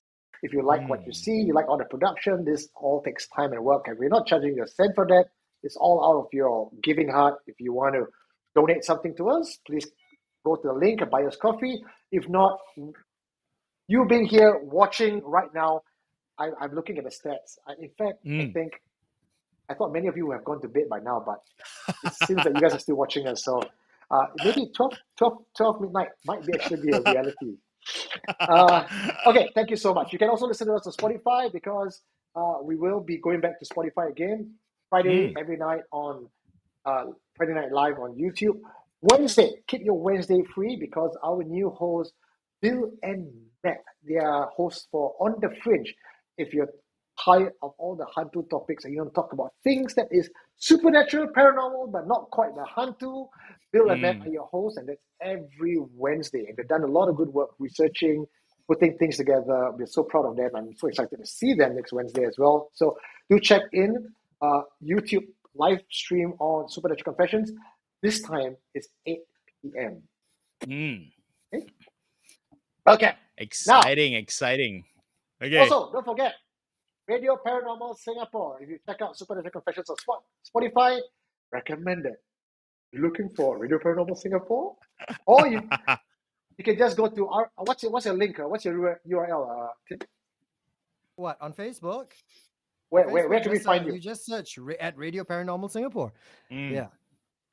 It's a very nice. You want to email us? You want to email us? Also, you can email us Radio Paranormal Singapore at gmail.com. Very professional. All right, there you go. And I think the audience are asking Tim to come back. We'll see. Absolutely, it's been great. In fact, I'm sorry. I'm just reading this message that came out. This person not shy. The clerk says, "I will buy coffee if Tim O introduces me to He Ying Ying." Well, I just so happen to have her on my Instagram. So I tell you what, you buy the coffee first, right? I'll see what I can do on Instagram, okay? Ying Ying was actually one of the performers in my Chinese New Year show just 2 weeks ago. Even John can introduce you to Ying Ying as well. Yeah, I invited her. So yeah, but no. I'll leave it to Tim. Asking, when is the second book coming out? I think sometime this year. For real. That's good. Yeah. Any jokes? You guys got any jokes? You are a joke, right? Okay, I got one Singaporean joke. Okay. A woman walks into the cab. Tells the cab driver, "Chu!" Cab driver turns around and says, "Chu Chiat?" Says no. "Chu! Chu Seng?" Says no. "Chu! Where the animals are."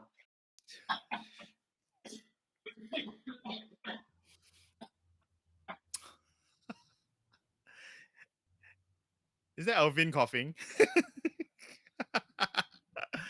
Okay, it's a lot cleaner than the jokes used to be, so that's good. Yeah. That's good. That is a safe joke. We're gonna go with our final confession this night, and instead of having it pre-recorded, I thought you're gonna have Team O with his sexy radio voice read out. Okay. Who can pronounce Zoo better than Jew?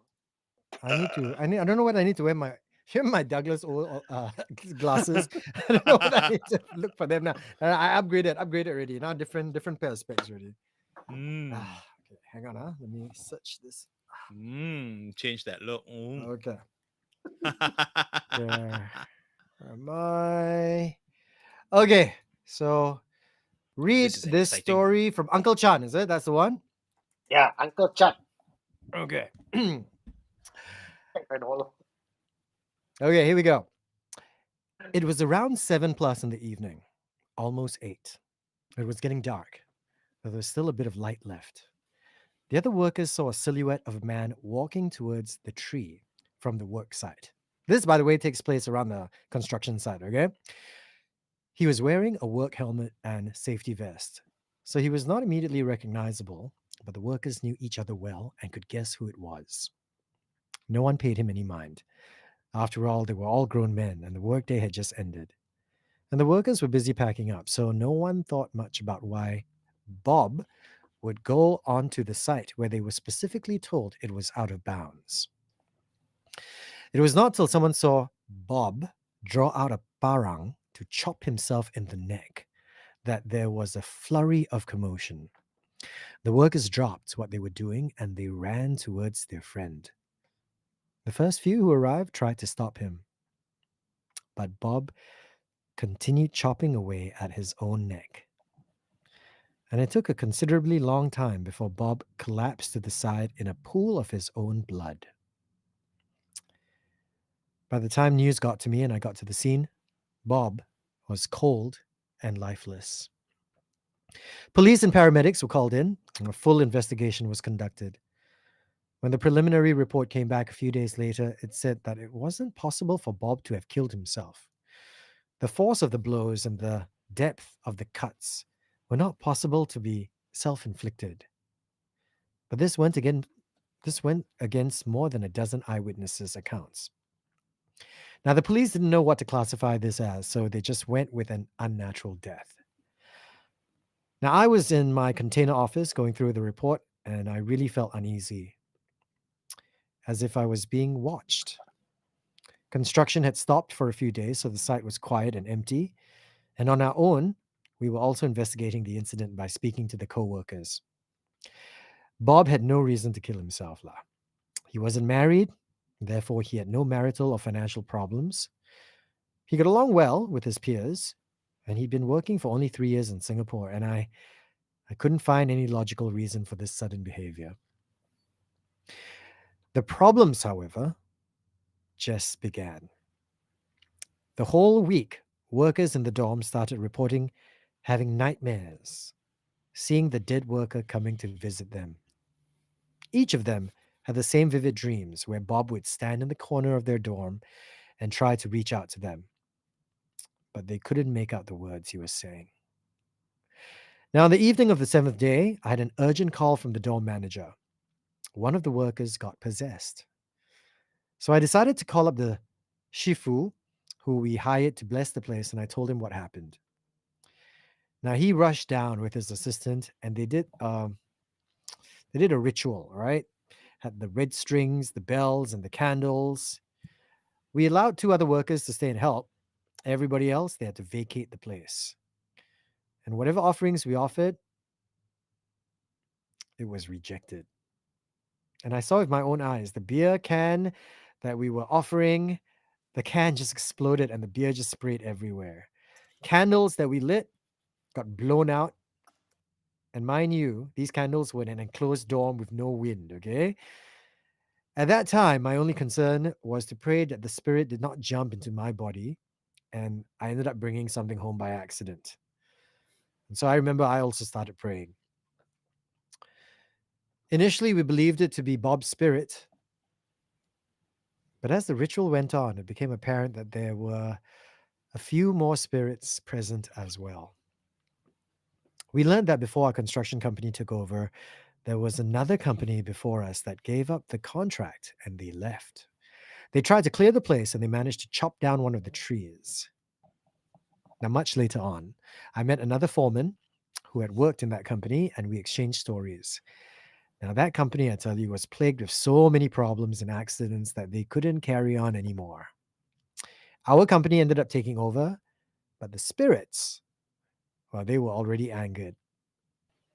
And apparently I learned that also the bosses knew about these incidents, which is why that particular place was out of bounds. Now, Bob, well, at the end of the day, he was just an unfortunate victim. The spirits claimed that if they built upon their land, they would claim at least 1 life per year. And angry spirits, that's not really a reason that I can bring to the bosses for us to break the contract and then end up losing hundreds and thousands of dollars. One option that the Shifu suggested was to build a large altar below the tree, which would open a gateway to hell in that area. Okay, we all knew that was a crazy idea, but here we are trying to get rid of spirits, and he's suggesting opening a gateway to hell. But what do we know, right? So the Shifu went on to explain that if we build an altar here to attract wandering spirits, then we can feed them to the ancient tree spirits as tribute. That way, the living won't be harmed. Like that also can. The Shifu went on to do what was needed, and I suppose it worked, because since that incident, we managed to avoid any more mishaps. The tree was left where it was, and the estate was built around it. But this wasn't the only place of stories. There were many places. Back then, at new estates, there's a patch of area that was surprisingly left untouched, or you might find trees with an altar beneath them. You look around, all these places have a story.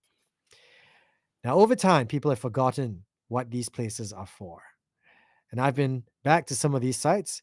Many of them no longer exist. But for those that do, their altar has grown bigger over the years. And are not as scary looking as how it was back in the 80s. Altars back then openly prayed to underworld gods. Now you get colorful deities instead. But the purpose is still the same. Okay, so Beautifully Uncle Chan, read. yeah, Beautifully thank you so read, much. Tim. Thank you. That will be Uncle, my bedtime story this week. Okay, I will play it back.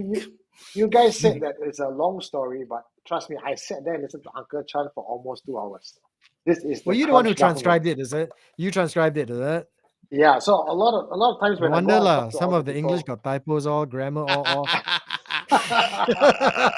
yeah, because it's not always that I get to put a phone or a camera in front of someone and get their confession. Most times, the minute you whip out your phone and you whip out your camera, they stop talking. Yeah. So Uncle Chan is the old retiree. He likes to talk, but the minute I say, "Hey, Uncle, I want to record you," Myla, then he stop talking. So almost like that, I just let them talk. I will try my best to remember as much of the important details as possible and write it out. And some of the best stories really are when you unexpected, you go to someone and they ask you, "Oh, what you do, Eugene?" "Oh, 你是那个讲鬼故事的啊，那个 supernatural confession 的啊。Then, 我有一个鬼故事跟你讲right? And then you like, I got, wait, hold on, I'm trying to record this, right? 不要 record 啦，我跟你讲够了啦。So for those of you who don't understand Chinese or don't understand my Chinese is, oh, you're that guy from Supernatural Confessions. Okay, Uncle got some story to tell you. Oh, no lah, don't record lah. Okay? So I have to actually listen 2 hours long, pay attention, then write it out. The minute they say bye, I take out my notepad and I write down in point form. So that's kind of what I do. Right. Yeah. Okay. And we So have with to this guy- appreciate Eugene for providing, Yes. Supernatural Confessions with this lifeline, right? This is the reason we are all here, because there are these stories and they're hidden away in strange corners, and people who don't think they want to share or are not ready to share. And Eugene is always there with a listening ear and a comforting, supporting smile, and then the stories just flow. Absolutely. So- I mean, it's not easy. We had this conversation many times as well. I mean, there's a reason why it's also called Supernatural Confessions, because there's almost a little, it's like a dirty little secret, right? People need to be coaxed into revealing these things, confessing that they even admit to believing in the supernatural. Because, I mean, okay, these days I would like to think people are a little bit more open-minded, but as much as, there were many of us who may have had supernatural encounters in the past, there was always that fear. It was a little taboo to talk about it, right? People then start questioning, "Hey, are you sure you're all right now? See, this person believe in ghosts lah." And then you lose. So there was almost a sense of shame to it, right? So in order to even get people to feel comfortable with you enough to be able to coax them into telling a story and telling it confidently and going into as much detail as possible, that takes a fair amount of skill. So well done, Eugene Tay. Thank you, guys. I've just been extremely lucky, I think, with a lot of people just, I think they know what we do and trying to destigmatize the whole supernatural experiences, and they actually open up. I think it helps that I also have my own ghost stories and I survived from them. So it's almost like when they tell it to me, they know I'm not going to. Are you sure? Is it true? Because there's that whole fellow survivor thing. So with this Uncle Chan as well, so I got to quantify this, right? So, and I always say this. All of us, Tim, John, me, everybody listening in, no matter how much we say we believe, we are all skeptics to a different degree. We believe, but then there's also the line where we go like, beyond this, we don't believe.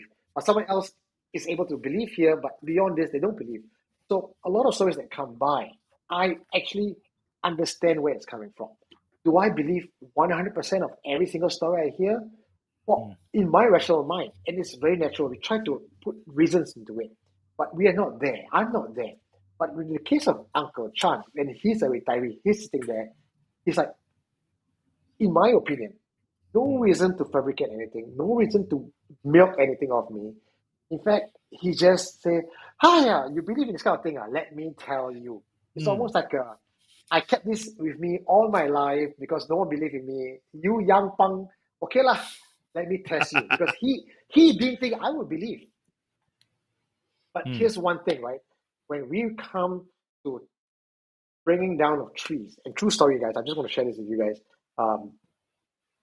I live in Pasir Ris. There is a BTO stretch under the MRT station. True story. MRT line, BTO stretch.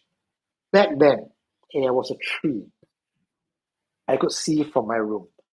They tore down everything else in the place. They could not tear down that particular tree. Yeah. What do you mean? I always get very interested, right? When people say, oh, there was a tree and they couldn't tear it down, or they were trying to, pull down this part of the expressway to do construction and they couldn't, for some reason, they couldn't do it. What do you mean that they couldn't do it? Like, what would happen?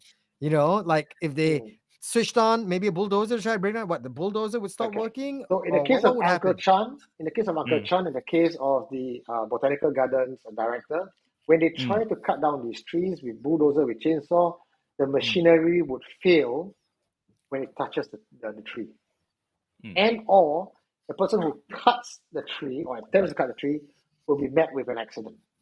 Something would happen to the person. During at the point they were trying to cut down the tree, or the night before? At the point they cut down the tree, machinery will stop, they go back, they'll fall down, they'll slip down, they'll break their arm. An accident would happen. And it's occurred so many times, so often, that it has gone past the point of being purely coincidental into people actually believing it. So talking about Pantang as today's theme, it has gone from 80s, 90s, and Uncle Chan's a retiree. He's seen all this in the 80s. That was hardcore. People are still practicing it today. Why? I saw it was in 2000, late 2000s.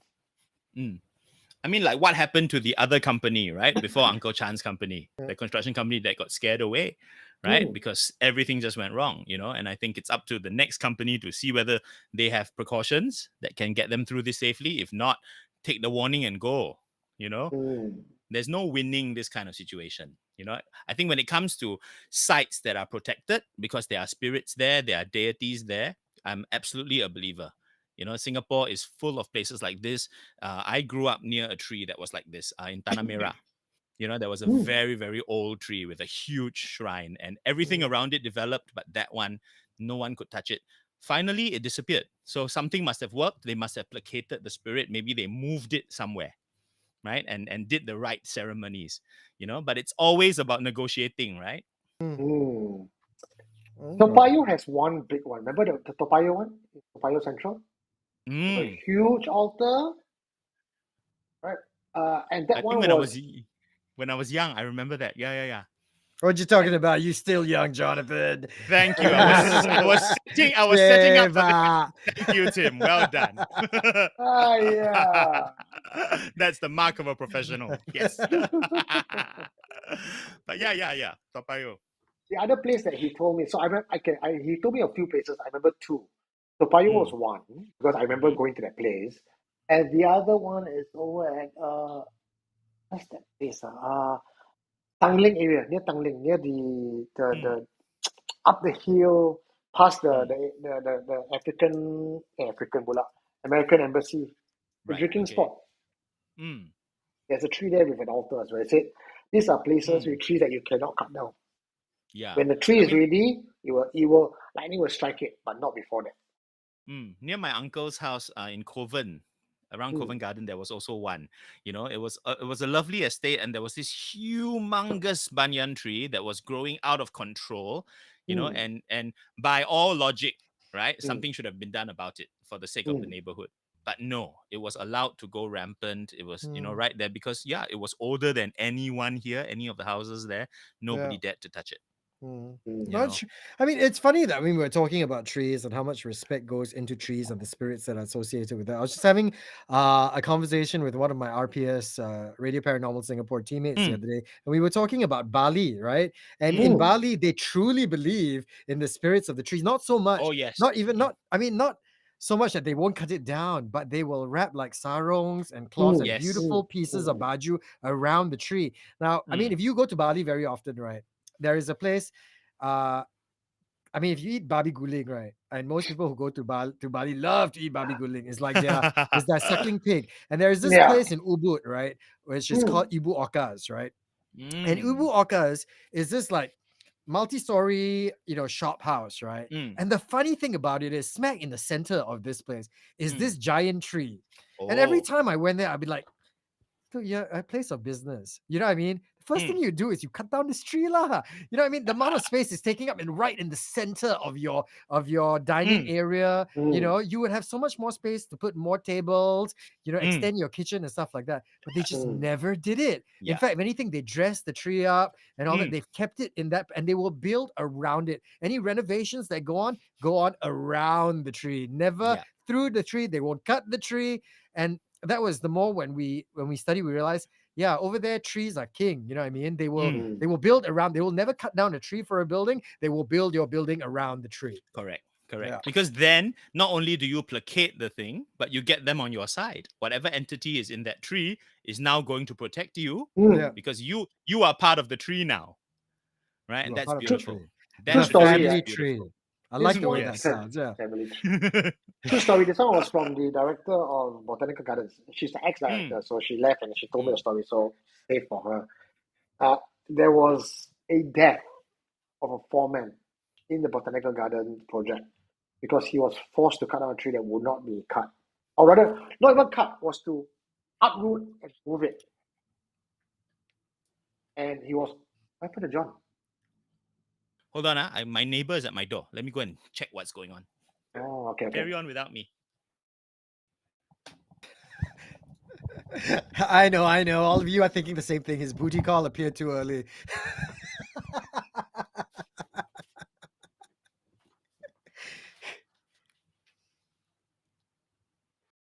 So, what do we do? Hello? What happened?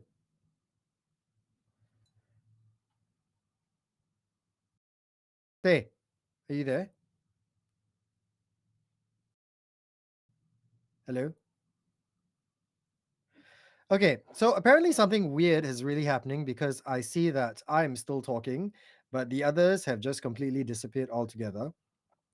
Hi. Hey. Okay, technical issues. I'm trying to text them right now, and let's see whether or not we can get them back online.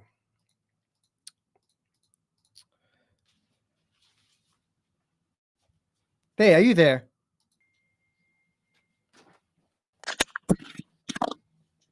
Yeah.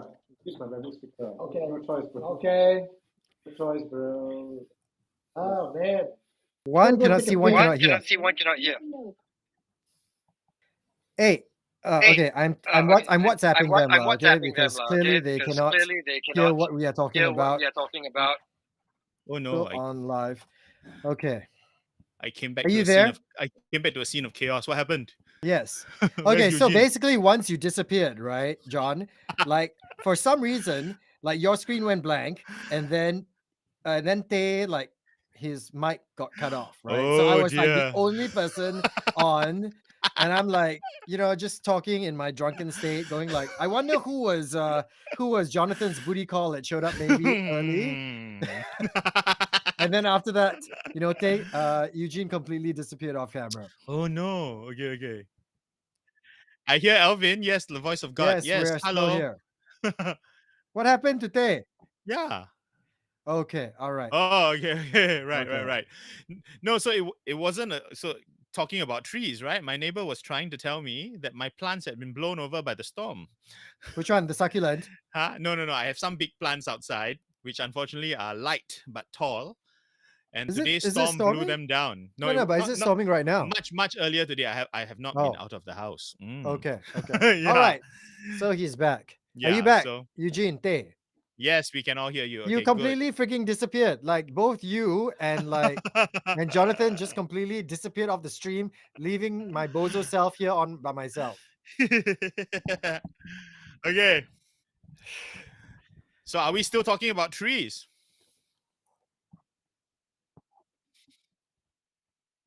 Mm.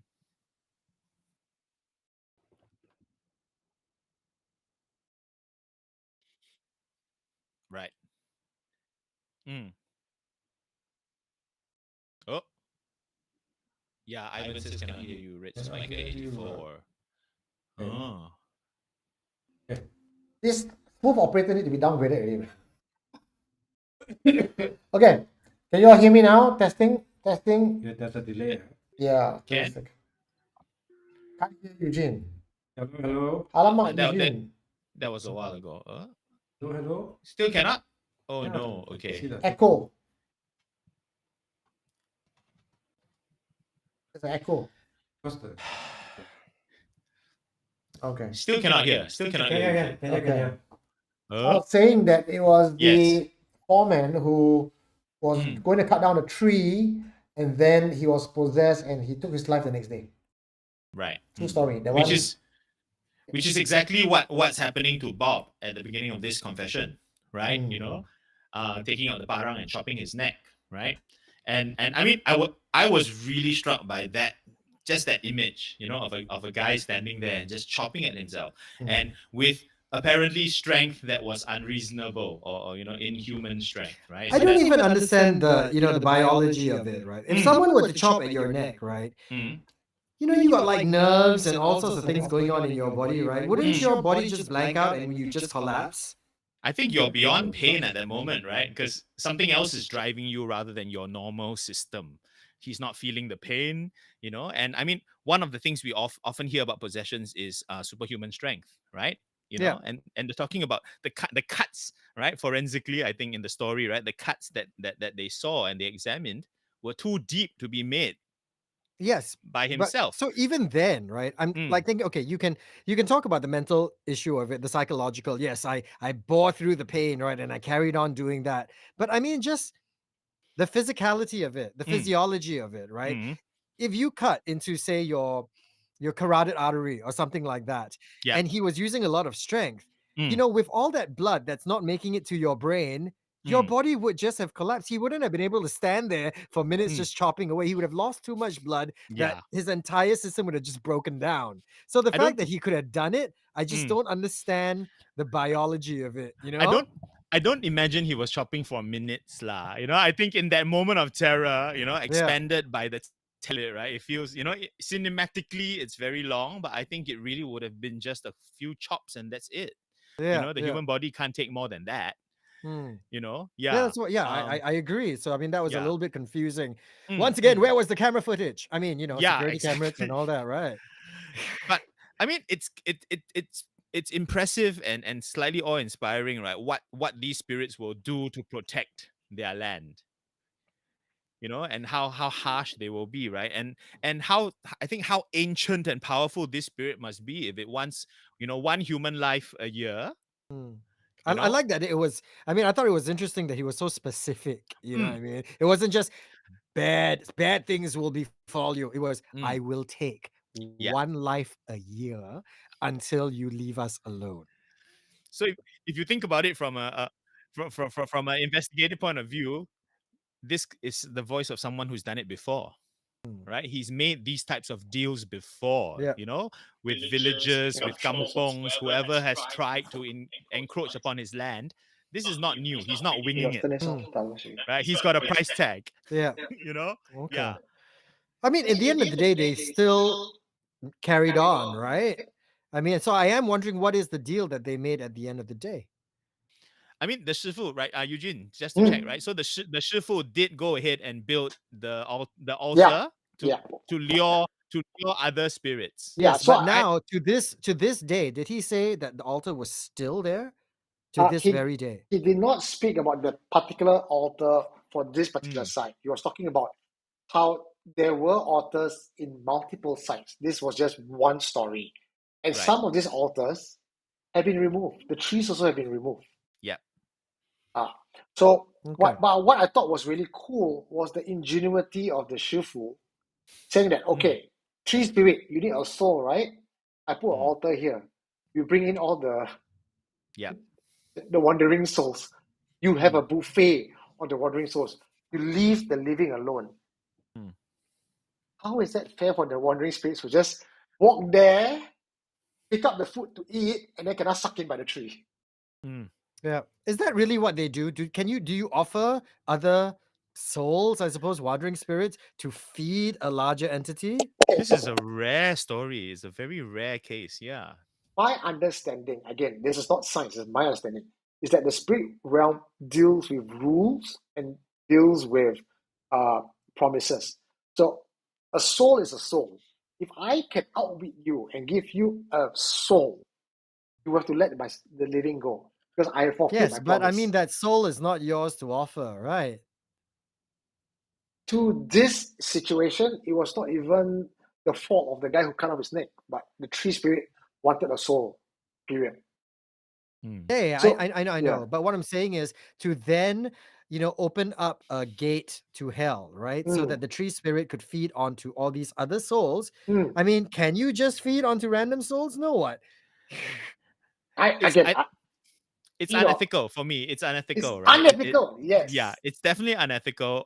On the Shifu side, I think it was a fix to the problem, but I think it will lead to much bigger problems later and much bigger imbalance, in the spirit world. Because what you're doing is you're aiding and abetting a rather villainous spirit, who doesn't care whether it's feeding on the living or the dead, right? And it just wants to be fed. I think it will take greater spiritual forces to conquer that one. It's something that New To Ma Mian have to come and take care of personally. Ox head and horse face. But you or see, some I can also try to imagine how he is thinking, the Sifu is thinking. I am offering the souls of the wandering spirit to the tree, thereby reducing the haunting and the ghost level in the location. The living is unharmed. I am a hero. Still unethical, right? Because I don't imagine you get good karma points for that. Yeah. Because spirits have souls, or souls have spirits. And they're not they're not expendable, right? But yes, it does protect the living, which I assume is the Shifu's first priority lah. I've got one more story to share with you guys.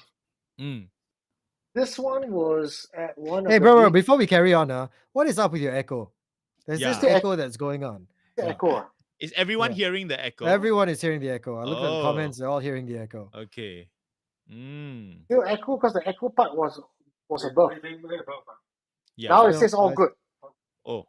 I don't know. I can still hear an echo from you though. Yeah. John, you can hear an echo too, right? Yeah, I hear it. I hear it.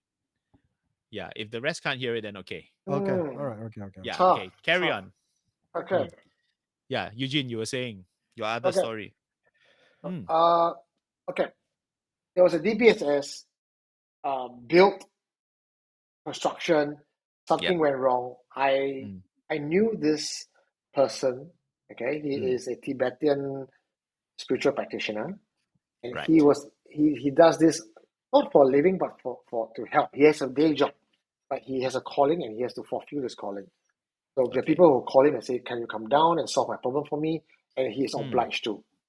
And this was in the early days of Supernatural Confessions, where I wasn't into recording. I don't have like a good camera or any equipment.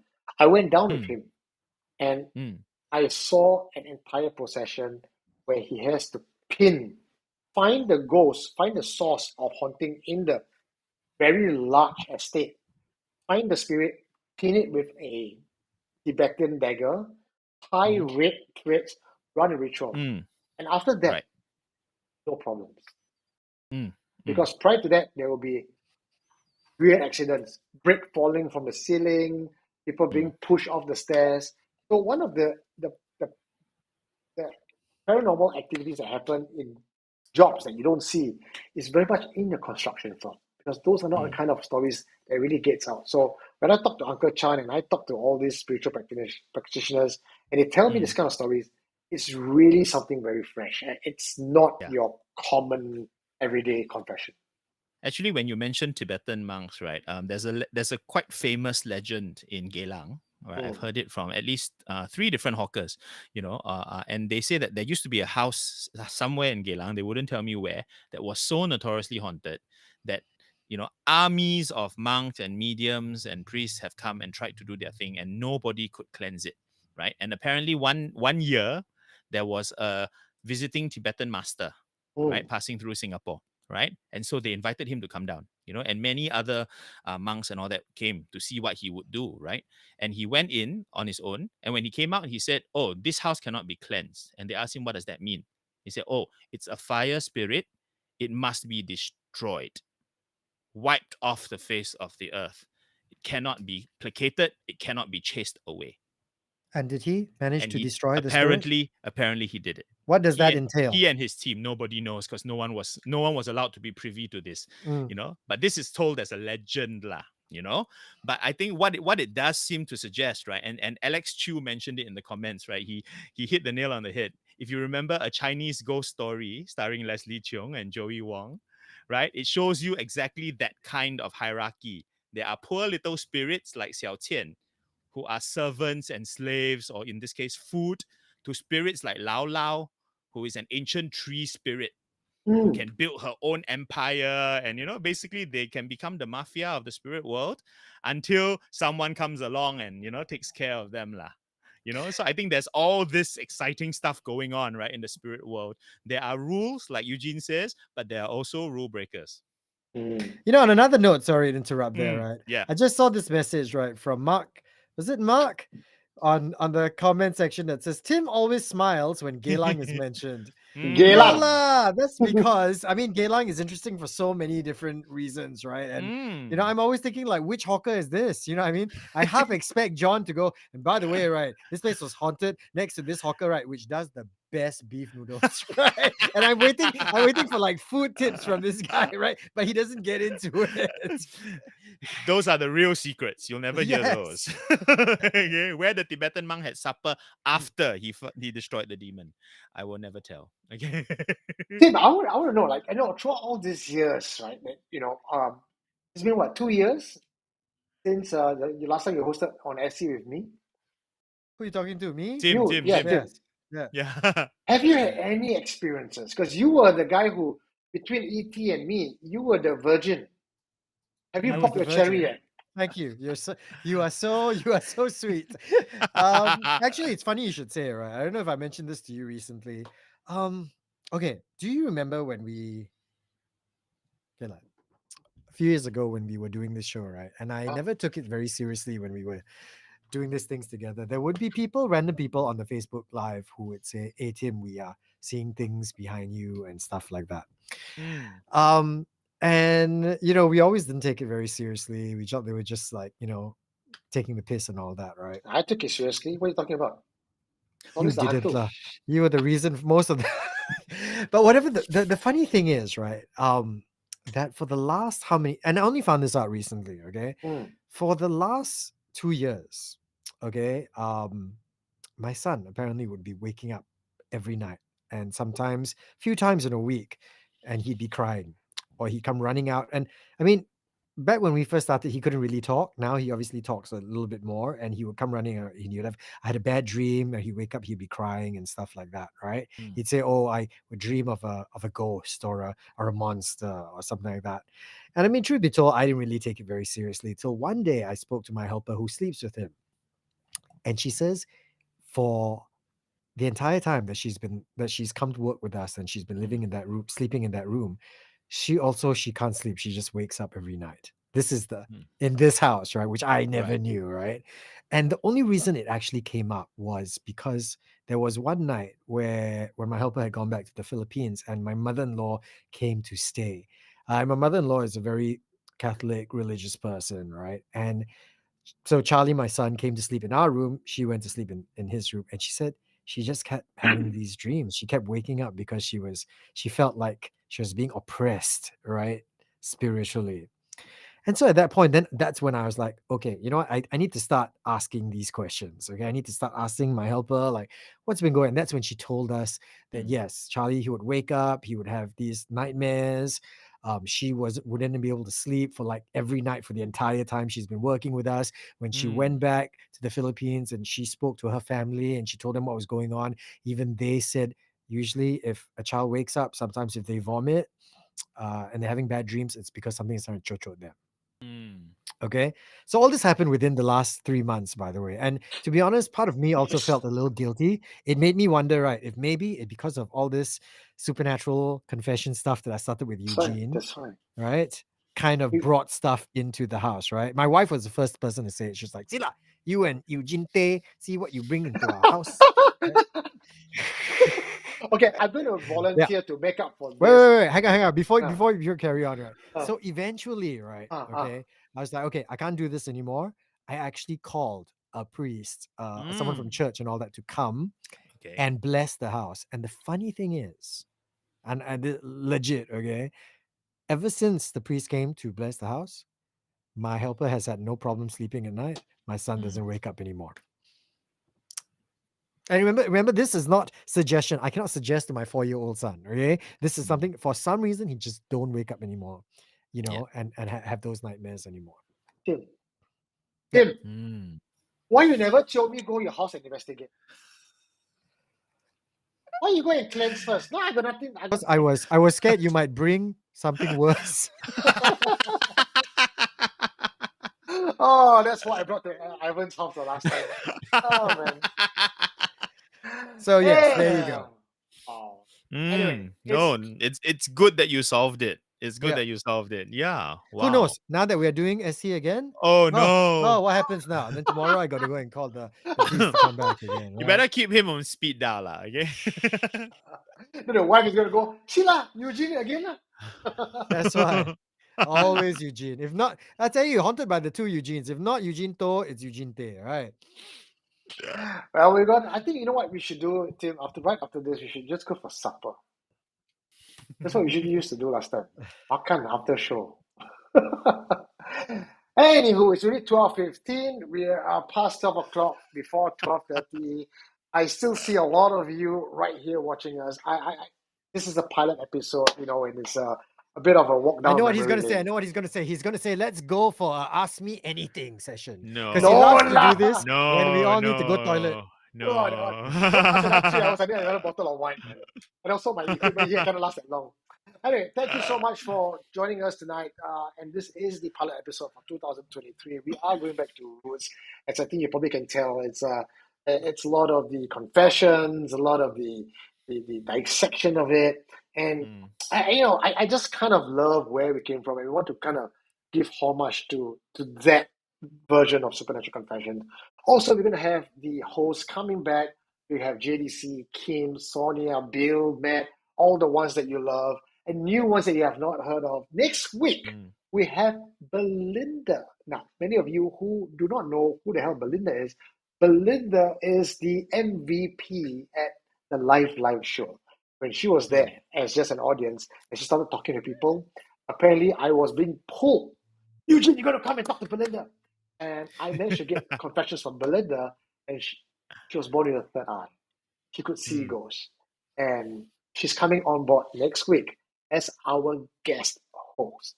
Yeah. So all that and more, go check out our YouTube video tonight, which was at 11:30. We have all missed it, but please do go check it out. It's actually Siva's confession. Siva from our Confession 1, who talked about the production.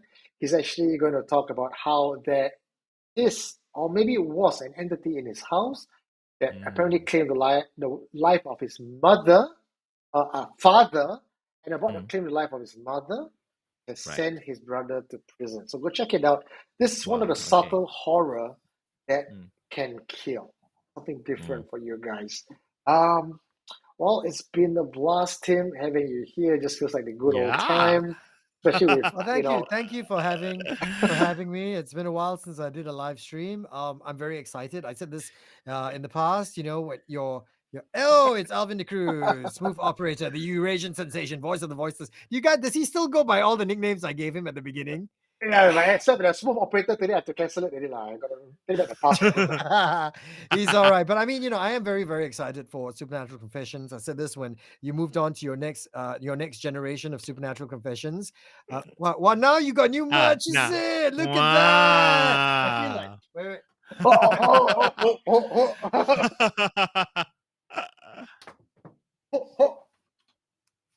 Wow. I feel like you can't have a proper podcast show without your own merch, right? So I am very excited about seeing your new. I guess this will be your third generation of SC, the Facebook show.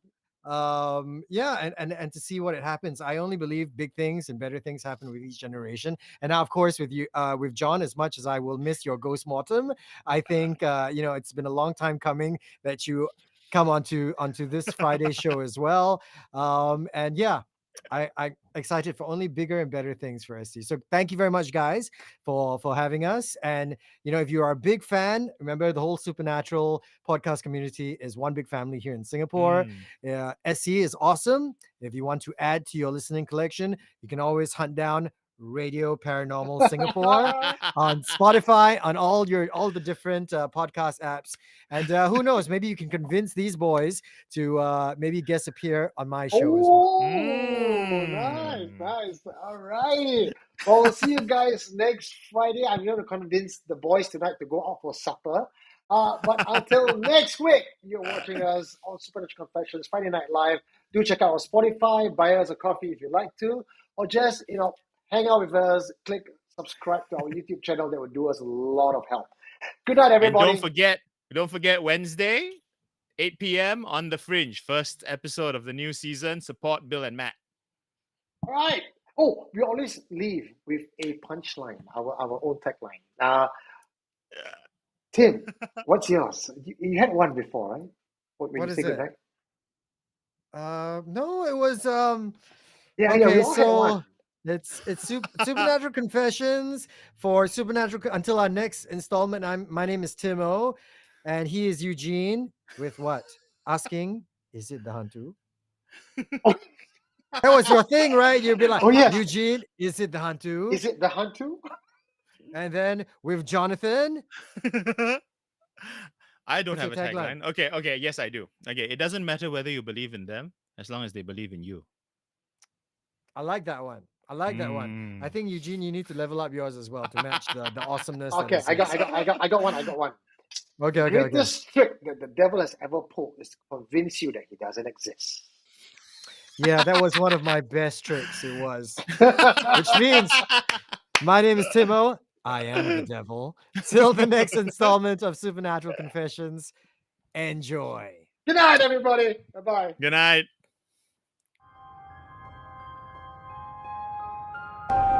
What did you find?